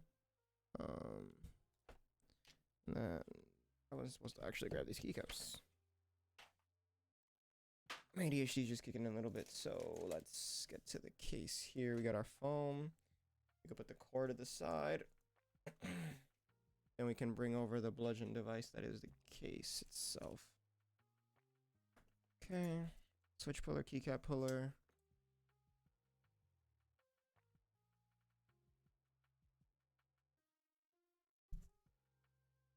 Okay. Jeez. I'll never get used to the weight of this thing.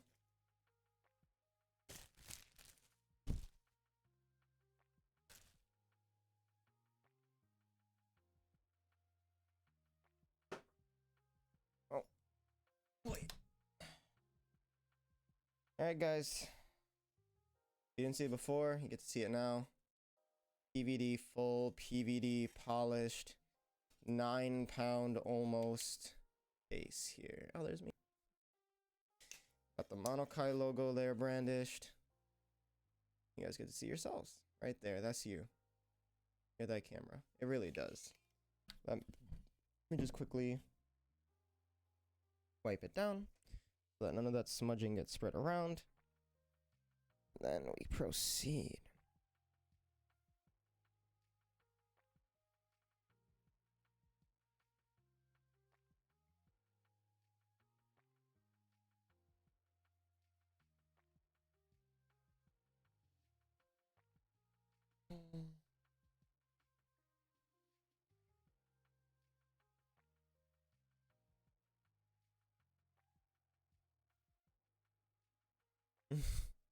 Thank you, babe.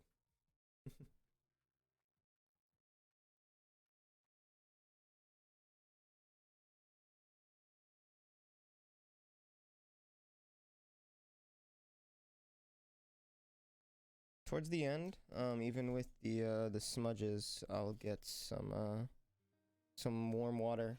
You don't really want to do anything with PVD. You don't want to go too crazy with it.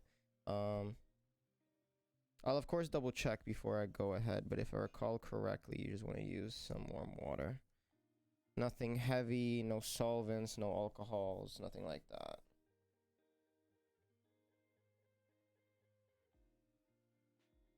Actually, let me get that cup of warm water now, because interior needs to be wiped as well.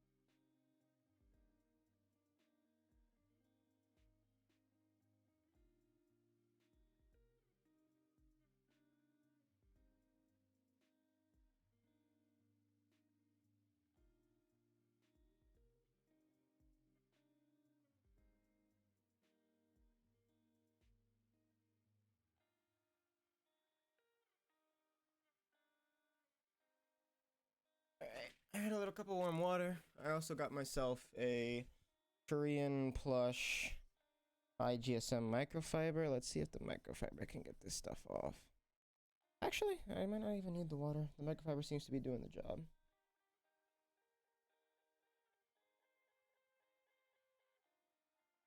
Want to make sure that this is blemish free for the customer whenever he gets to receive this.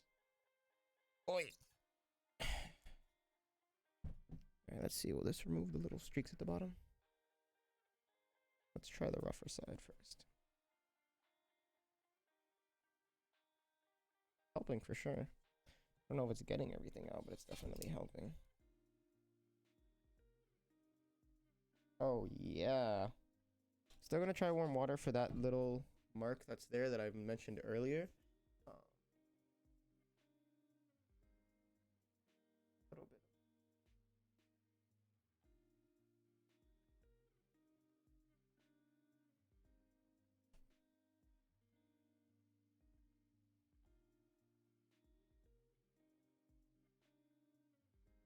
No, warm water didn't remove it. I think that might have just been a blemish from the PVD process, which sucks. Unless maybe this was a B stock. I didn't actually check the receipt. I hope not. Anyways, I'm not sure what the customer ordered exactly in terms of what the specifications were. So let's start off with the bump on feet. We are otherwise blemishless at this point in time. Are those threaded holes? Those holes are threaded. I wonder what they're threaded for. But really quick to show you guys. So we have these internal screws. We're gonna take those out, the top and the bottom, they split. And then we put the gaskets in, we put the daughter board in, and then we just sandwich the core in between the two halves with the gaskets.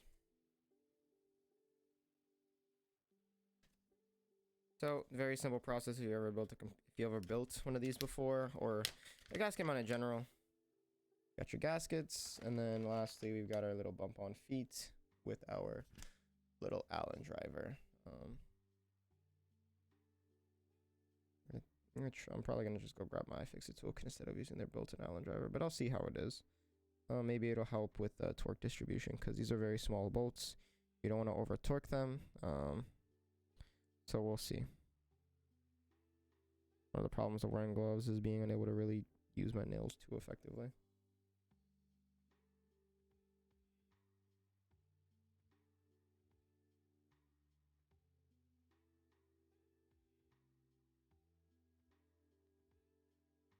Okay, first bump on. Oh, there you go.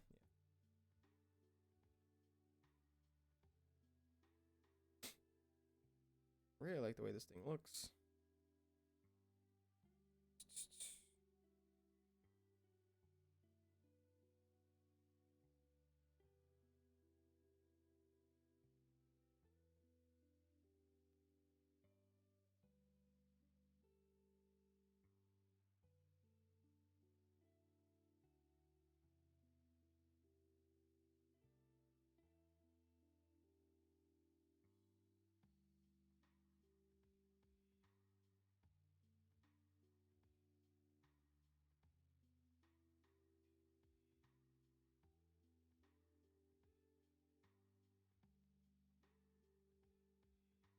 Okay. Go over here now.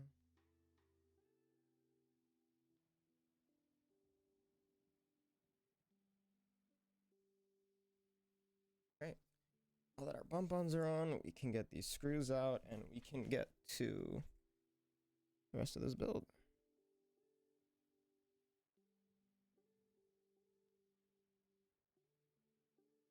One thing they emphasize for those of you who are going to be building a hero for the first time, if this is going to be your guide, which I'd recommend also watching Monokei's video, but one thing from their video that they specify is make sure that when you're screwing in the case screws, you're screwing them at the same angle as the case, which I believe is about 7 degrees off kilter. But anyways, just screw them in at an angle. Otherwise, you might accidentally cross thread them if you try to do it like vertically, like if you try to do it perpendicular to the surface. You should be fine, because being perpendicular to the surface, you would follow the angle. If you try to do it straight on, if you tried to screw in, you know, like if this was a flat board and do it straight up vertically, you might end up cross threading. So just be mindful of that. They warn about that in their video, so I'm warning you about that here. I don't know how many of you are going to watch this and go about it in a way where this ends up being a guide for you. So you've been warned.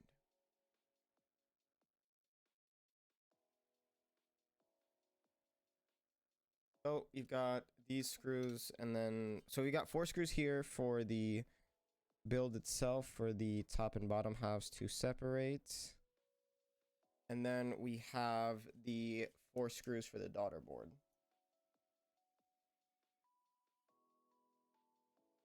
Make some space here, not scratch anything. Okay. So gaskets need to go on the bottom and the top. So let's get to that.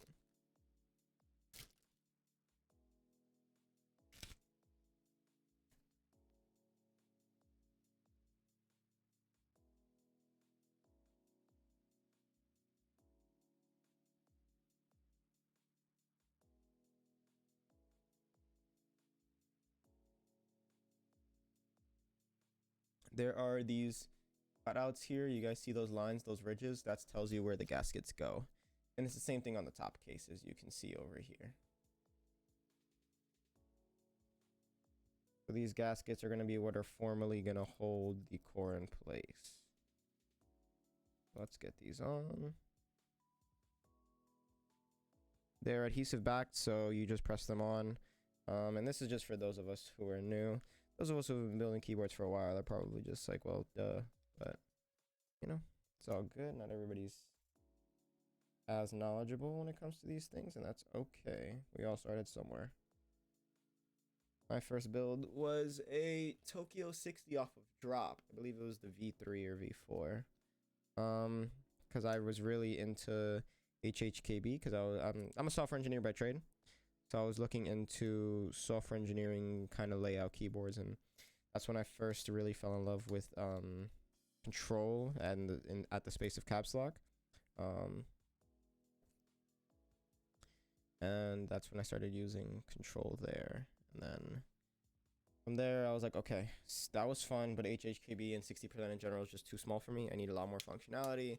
I play competitive FPSs besides, you know, just doing my software engineer work. So I really need access to more functions for like keybinds and stuff like that. Or just having extra keys on the board helps a lot when, like, especially with Valorant, you need to juggle, you know, abilities, talking in game, talking in party, talking in Discord.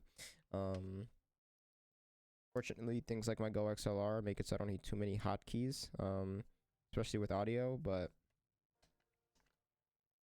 in general, it's a very big... I can't use below 65, essentially. Like, I could probably get used to a 60% if I really wanted to, but my personal preference is 65. Just those extra, 8 or so keys definitely make a world of a difference, at least in my life.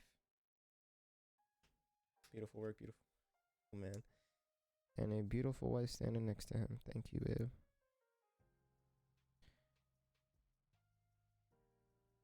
I hope if any of you have a significant other, they're as supportive as mine is. Because she's so perfect in terms of just, I don't know, really, really wanting to care about the things I care about and really trying to motivate me and push me to do the things that I love. And it's nice to have someone who's always next to you be the one that's also cheering you on.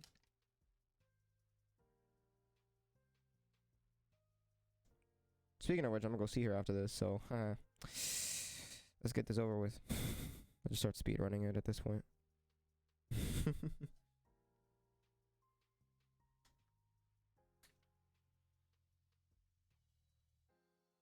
Also, if anyone were interested, I am in the Eastern United States. We can set up some form of setup with a PO box or something along those lines. We can set you up with a commission if you're interested in my build services. Feel free to get in contact with me on social media. My email is accessible. I don't know if I have it posted somewhere. I believe on Instagram. My email is accessible, essentially, is what I'm trying to say. You can find it. And then, yeah, just hit me with your inquiries, and then we can go from there. Okay. Let's make some space here, because I don't want to accidentally mark anything up. Now let's get the top case over here. And we are going to slide the bottom case where I just have the top case, being very, very careful. Then we do the top gaskets now. Top gaskets, I might recommend that you use tweezers or something along those lines. I'm just going to try to freehand it here. But definitely tweezers would be your best friend in this. You can still get it done freehand. I mean, I'm going to do it freehand, but if you're someone, again, who's new, especially if you're working with the special edition, you don't want to mark it up, you don't want to scratch anything, even if it's just on the interior still. Just not marking anything up. For the sake of, you know, you would know. Would be a good way to do it with, a good reason to do it with tweezers.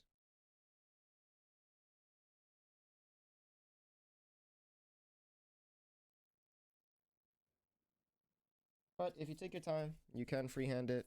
Just, you know, take it slow, get one edge on, and then continue on to the next.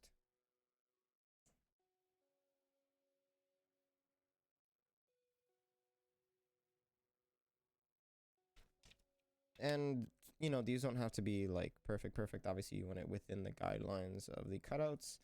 That's where they're designed to be. But, you know, if it goes a little bit over, these are foam. they will kind of spill over, or sometimes due to tolerances they might be smaller than the cutouts. Don't stress about it too much. Just try your best to get it within the lines, and then see what the foam tells you. Because not all gaskets are made equal. Not all gaskets are as well done as Monokei's. I don't remember who is the collaboration on this one. Is it hand engineering for the Hero? Okay, well, that gasket just got absolutely twisted. Put that back on there. Okay, there we go. Perfect. And last one on that edge. Okay, work on the bottom edge.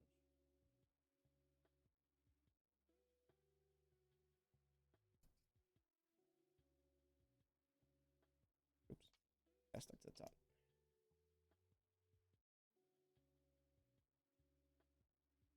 Where's my syringe at?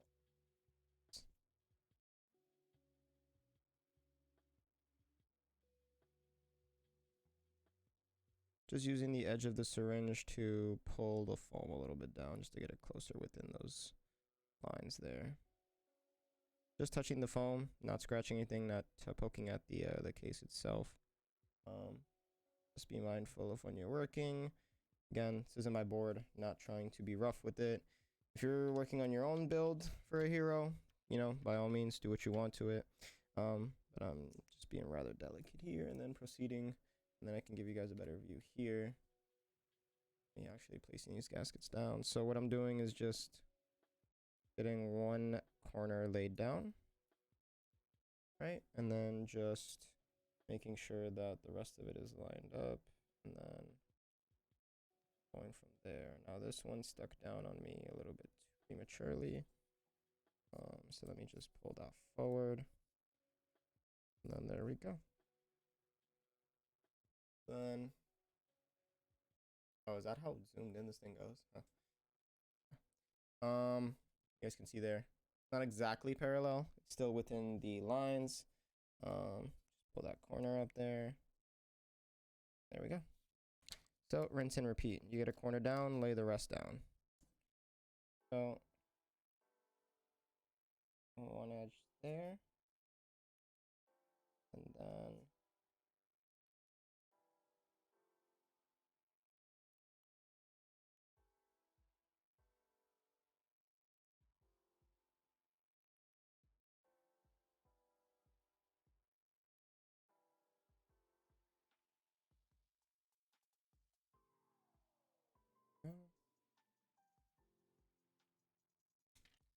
that one got a little bit curvy. There's a bend in these, so you might end up with a little bit of a weird shape, but that's just from the way in which these are packaged. Again, so long as it's within the general lines of where it's supposed to be.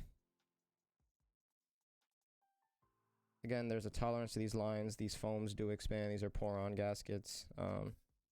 So there are going to be some deformities in shape, but they account for that. These aren't, you know, down to the millimeter of clearance in terms of the lines matching up with the gasket. They are pretty close, but they do give you enough that you don't necessarily have to freak out if things aren't absolutely perfectly parallel. For anyone who may be a little bit worried about seeing something like this and thinking that you have to be hyper specific, you really don't.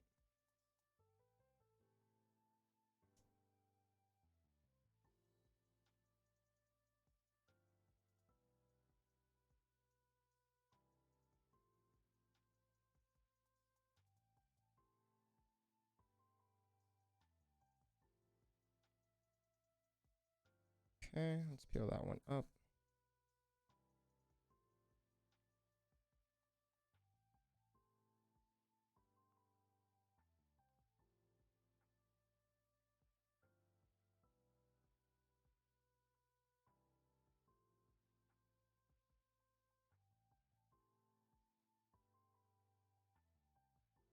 And again, don't be afraid to pull these up. Not only do they give you more than enough extras, but The adhesive is really good against this metal to the point where it sticks down very well, but you can still pull it up without ripping anything.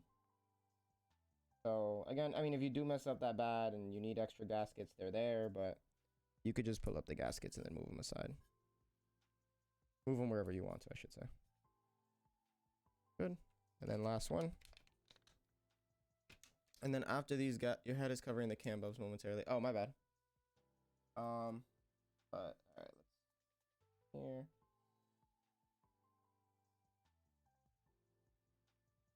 Very hard to get an angle on the leading edge without getting my head into view, so I apologize for that, guys.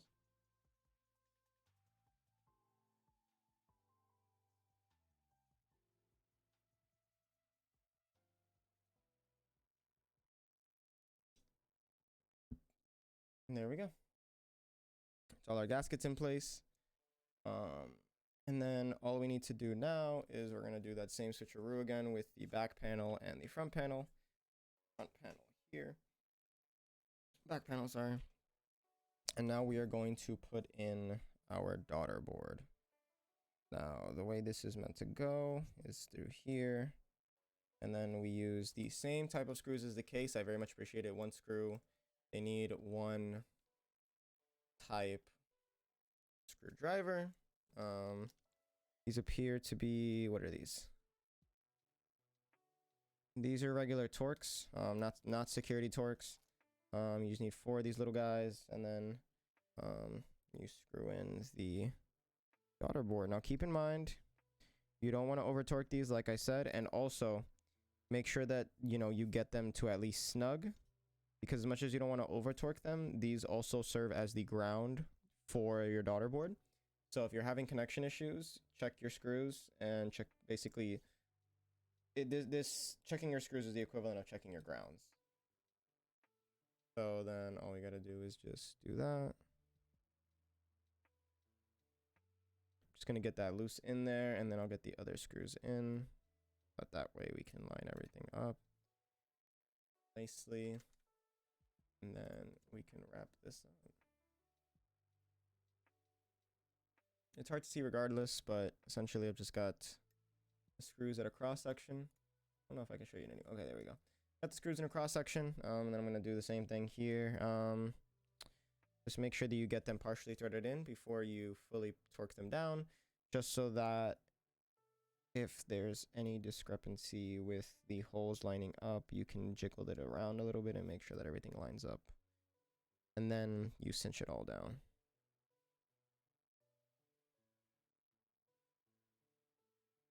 Okay. Now all 4 are in, so I'm gonna just start tightening them all down. Again, I just get them to snug and let it go. I'm not here to torque these. You don't really need to use the short end of this and really get torqued down. It really isn't necessary. Once they're snug, they're fine. These are small machine screws, small finely thread machine screws, so don't go too crazy. Then all that's needed is the core itself. We are going to plug in our daughter board here.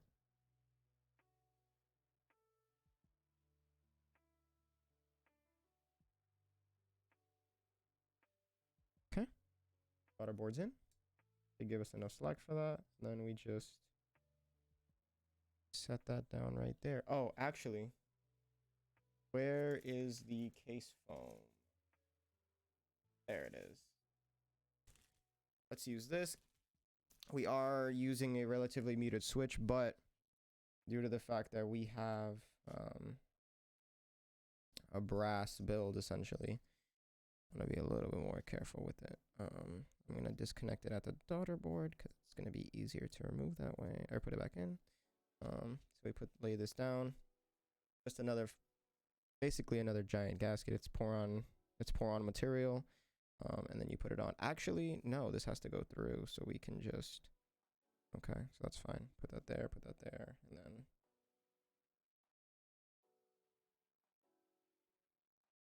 Trying to just get the wire through. I'm now realizing that I probably should have done this from the keyboard side, but whatever. We'll get it eventually. With how stubborn I am, sheesh, I'm getting this.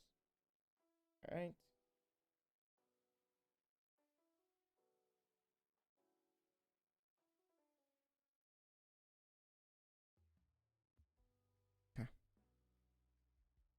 go. That's all down. Let's lay down this gasket mat. Make sure that it isn't bent or bowed or anything. Make sure that we're getting all the contact points. And then all you gotta do is lay down the core of the build. Hitting against the core on it.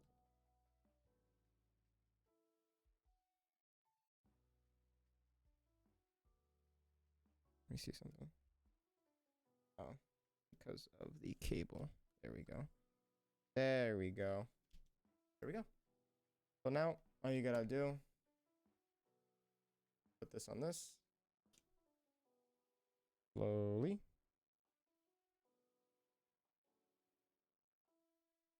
Okay.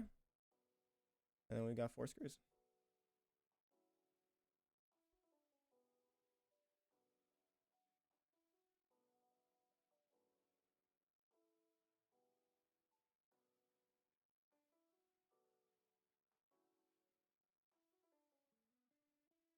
And we just repeat the process on all 4 corners, which I'm going to leave this one slightly loose. I got that snug already, but just in case we get it slightly loose. Monokei's tolerances on their cases anyways is incredibly tight, so I'm not really too worried about snugging these. But again, guys, follow the angle of the keyboard. You want to be perpendicular to the board, nothing else. You don't want to do this straight on. I'm just following the angle of the board. You guys could probably see this better there. Yeah, see? Follow the angle of the keyboard. You do not want to screw these down straight. You don't want to cross thread them, and you definitely don't want to deal with the headache that comes with that. So again, at a slight angle, just follow the angle of the board, and then you go all the way around until they're snug.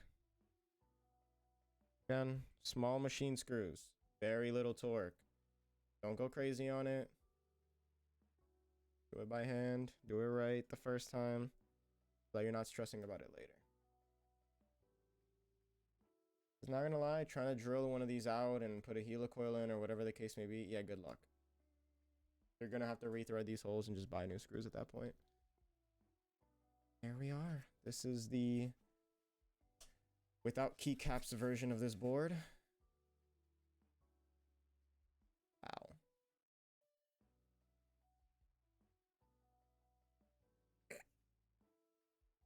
Just trying to be really careful because this is like 10 pounds at this point. Ooh, got a lot more blemishes now. Let's grab the microfiber and get at it. Look now. Better. Stuff over here.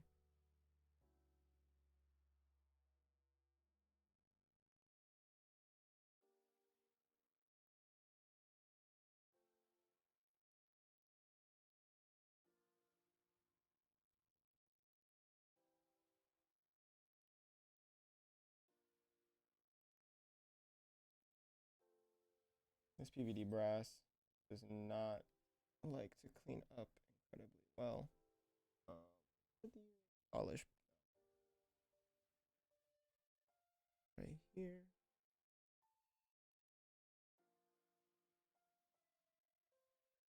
Yeah, so it'll be a fight with both the microfiber and this little cleaning cloth that they provided, but those will come out. They're just slight smudges. And then this pocket over here, I'm not actually sure what that is. That is from was there. I'm not sure if that's a manufacturing issue, but really quickly, I'm just gonna try to take a screenshot of this. Because it does look so nice. Oh, where's my man? Just in case I end up using this for the thumbnail instead of the front of the board.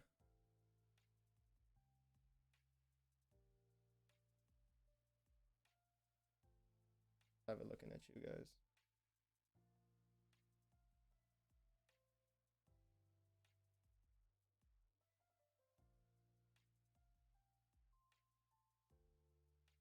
Okay. Boy. Alright. And now the moment we've all been waiting for, the keycaps.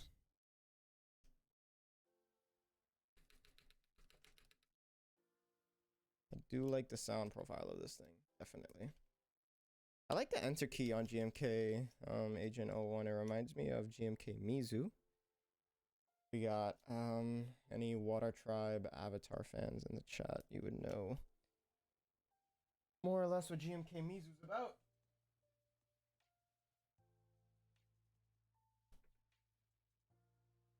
Take off those switches on the bottom there. Thing is nice.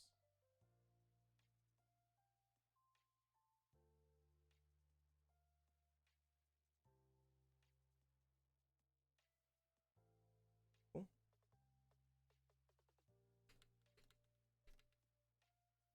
Rest of our key.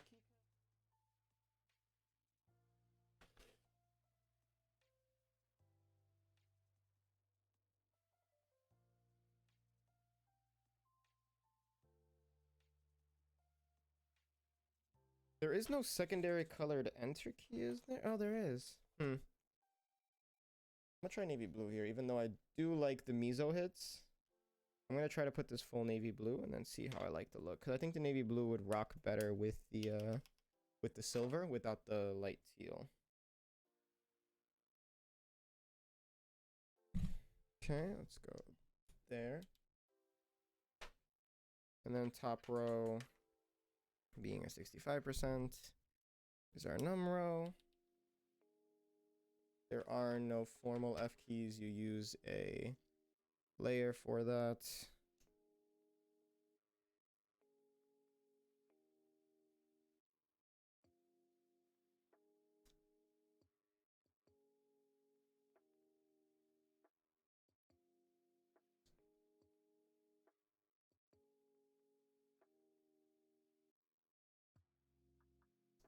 Oh, let me put my webcam back on for now.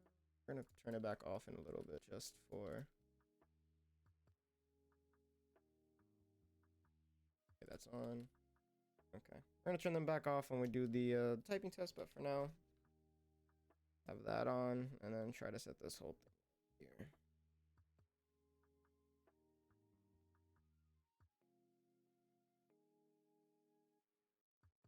Where is my split right shift? I need a split righty. Is this the right sizing? Yes, it is. We got arrow keys. Yeah, I'm definitely preferring the navy blue look against the silver. Absolutely stunning. No offense to the original design of Agent 01. Obviously, they give you alternate colors. The teal is nice. I just don't think it fits for this particular build.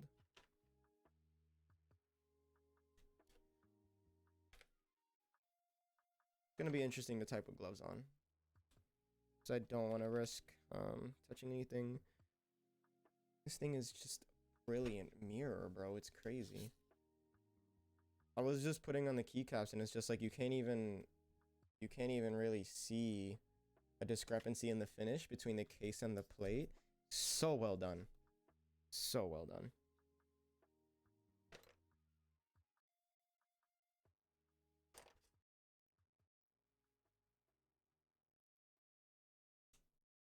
Oh, we're a little bit on over 2 hours. Not a bad time for this. UIOP. Going well timing wise. In terms of like comparing it to how long builds usually take for this. They don't have a colored bracket. Do they? Or am I missing it? Oh, they do. Shout out to the Agent 01 designers. They did a good job with the alternate coloration.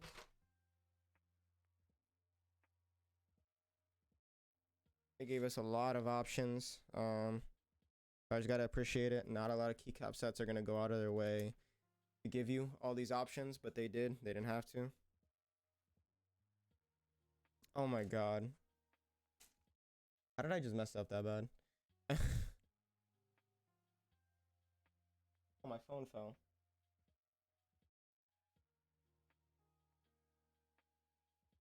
I'm over here like, wait, I'm not really seeing any messages pop up. I didn't realize that I dropped my phone entirely. Gigi says hi and she loves the build. Oh, my little girl. I'm glad that she does. Precious little child. I miss her so much.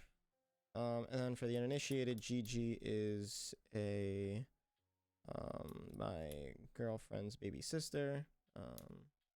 She is absolutely obsessed with her and I love her to death. Yes, it's me, Himothy. We miss Gigi. We stand Gigi in this channel.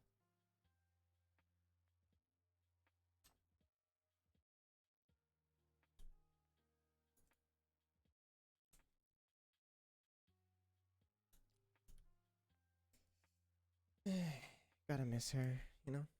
Bye, Gigi. However much she'll process that.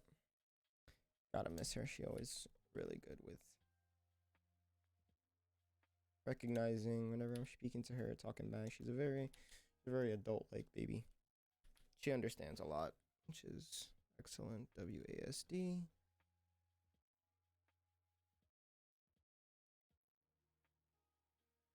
ZX.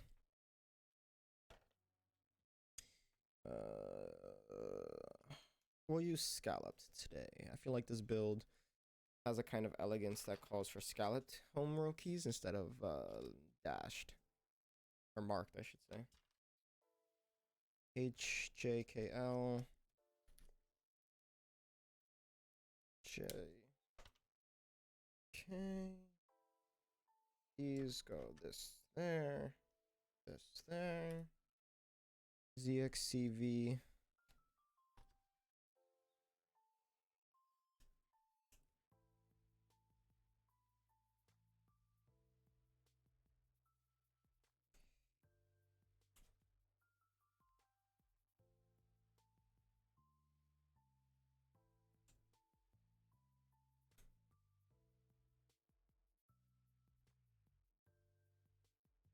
That should be question mark. And then we have a 1.75 FM.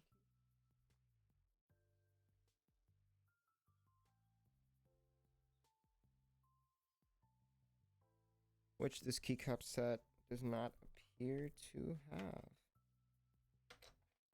You guys have everything else but a 1.7 FM key. Whatever. We'll just put alt there.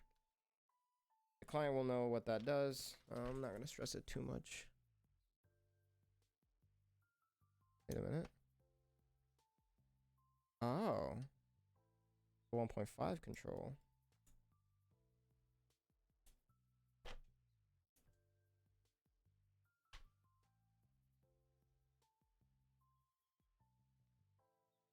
Are you? Okay, so it's 1.5 and 1U instead of 1.25 here. Okay, understood. So we go 1.5, 1, 1.5.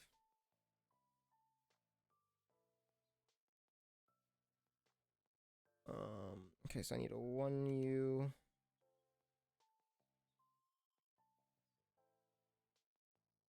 Row 4, 1U.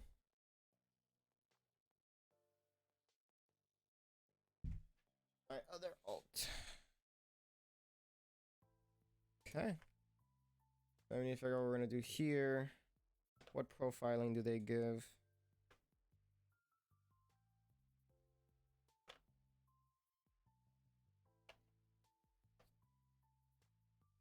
So insert, then we can do, is this the correct row profile? Delete, yes it is. And then this is not scalloped for row 4.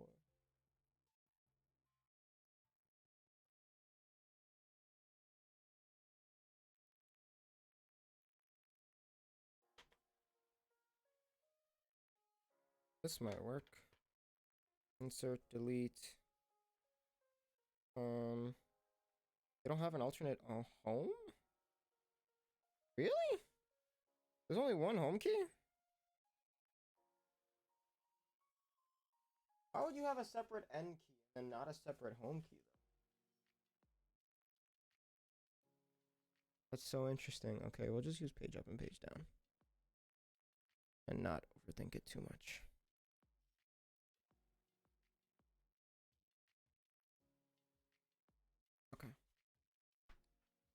there we are. Actually, wait. That's the wrong page down. Sorry guys, I'm a bit of a stickler for profiles. Want to make sure that I'm putting in the correct thing. Want to also make sure I'm not scratching this PVD. There we go. Now we're at the appropriate profiles, baby. That's what I'm talking about. Nice. They also have an alternate page up, actually. Is this alternate page up the correct profile as well? Because I believe that is incorrect right there. Where did I drop that?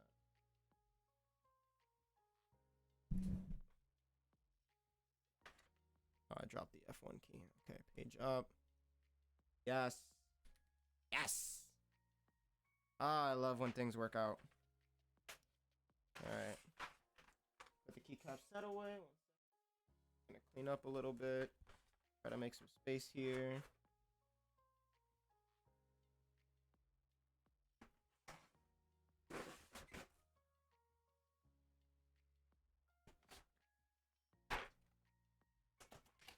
Okay. So, for the sake of my wrists, the screenshots today will be taken at an angle but off my desk. I am definitely not holding this thing up in the camera any longer.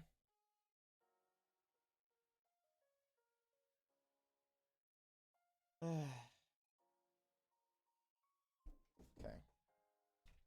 Clear up some space here. Let's clear out these spare screws.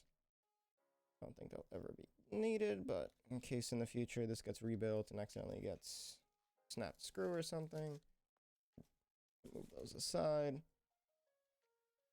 Okay. What we're gonna do is place this here. Place him there. Actually, he can go right here.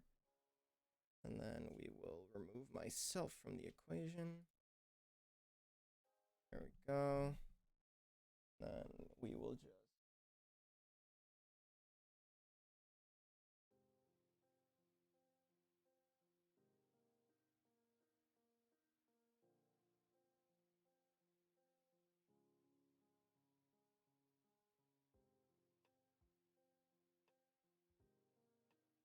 we'll adjust focus as well. We'll move my keyboard out the way.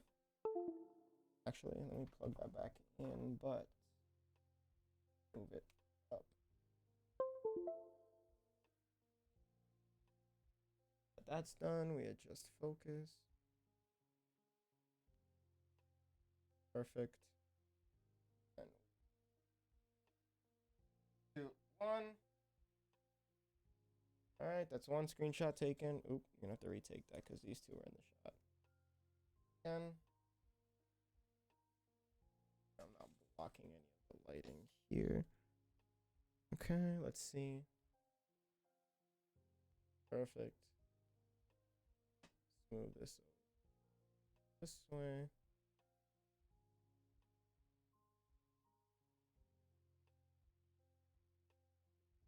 Okay. And then lastly, I will take a screenshot of the backing facing camera off the table.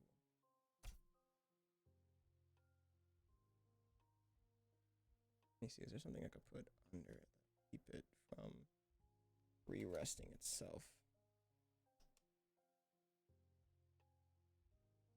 Perfect. Perfect, perfect.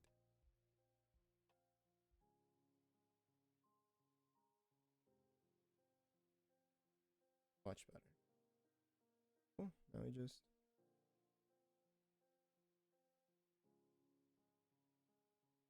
gotta get the alternate ghosty shots. But there we go.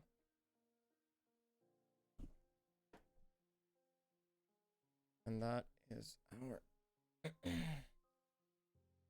completed Monokei Hiro Special Edition in polished PVD brass for all of you to see. Next up is our typing test. So let me just plug this in.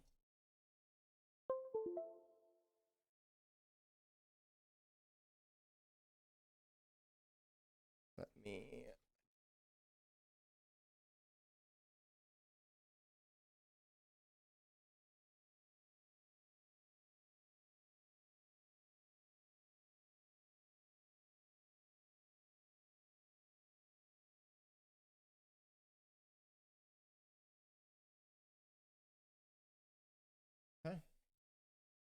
Thank you, babe. I appreciate you so much.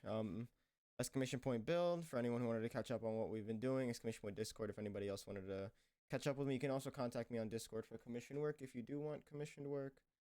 That is an option as well. Let's make sure that focus is perfect. More or less is. And then let's get on to our typing test, everybody. Ooh, I love the sound profile of these. Wow. Okay, I am building a keyboard with these. 1 second, just gotta wipe the side of the keyboard because I just hit it with my mouse. No scratches though. That's all we care about. Plastic against brass. Good scratch, but it was funny. Okay. Let me. This is a full lowercase, so I don't need control. Let's take down my noise gate. Let me turn off my AC real quick, just in case there's any fan noise. Let's make sure that the camera isn't in frame, but it's low enough to pick up the keyboard strokes.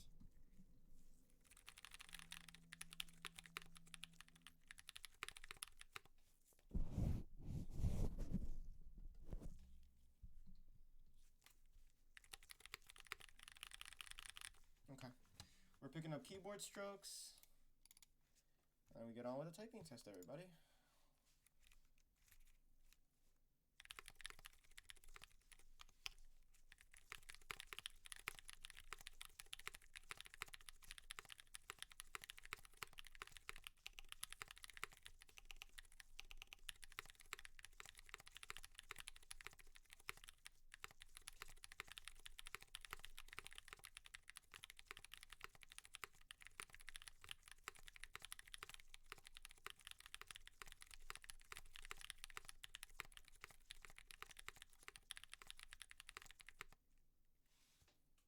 Okay.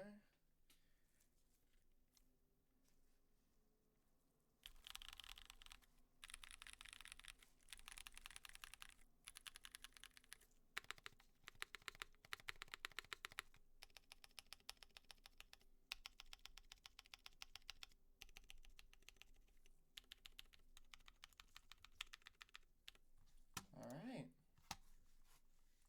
That's our typing test, but I want to run that back real quick just because. Where is it? Okay, let's do that. This is gonna be sounding stupid here, but I just got 125 words per minute. That's my peak. I want to run that again.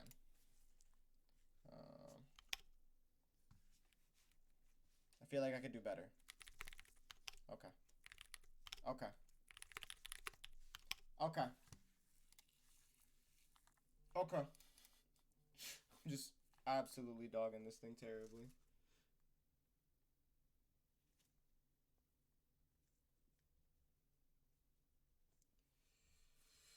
Okay, let's reset mentally. We're gonna do this. We're gonna do a good job of this, okay? You're all gonna see it here first.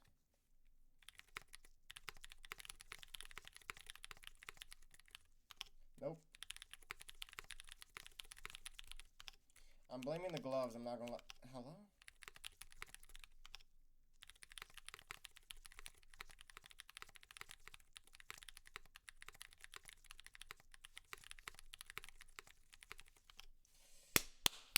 Fuck! Ah! I'm doing so well just to fuck it up in the end. Yeah, you get it, babe. You get it. Cut this out the VOD. Yeah. Cut the tapes. This is pissing me off. Bro. Ah! Okay, last one. Okay. Let me get my wrist rest. There's no way. Let's pull out the wrist rest. Okay, I'm gonna take the gloves off. Hopefully I don't touch the PVD, but if anything, I'll wipe it. I can't. We're doing this. My hands are so clammy from being inside those gloves, ew.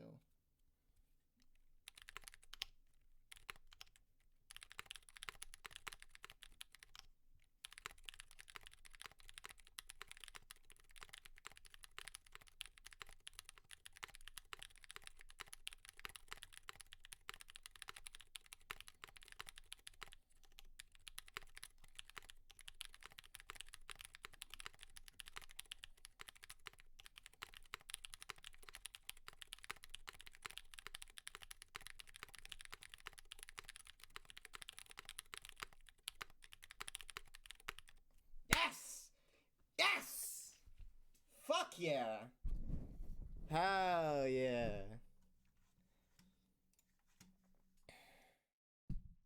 All right, let's get the mic back to suitable levels. Thank you guys for entertaining that. That is, I believe, my highest words per minute for the 30-second. Yeah, in general, that's my best overall. 129, especially the 99% accuracy. I usually average 124. It was 129 raw. Okay. And with that, I can leave you guys alone. Thank you all so much for watching. I appreciate each and every one of you. Let me grab a piece of cloth and just try to show you guys this thing one last time. We've got the Monokei and Friends Hand Engineering collabed Hero in polished PVD. Thanks to everyone who was able to stop by. I'm trying my best not to touch it. But there you go. And there's the back, everybody. Thank you so much for being here. Thank you so much for watching. Hey, there's my Hot Wheels collection. I hope you guys have an excellent rest of your days. I know I will. I plan to go see my girlfriend after this. And yeah, thank you so much. Peace.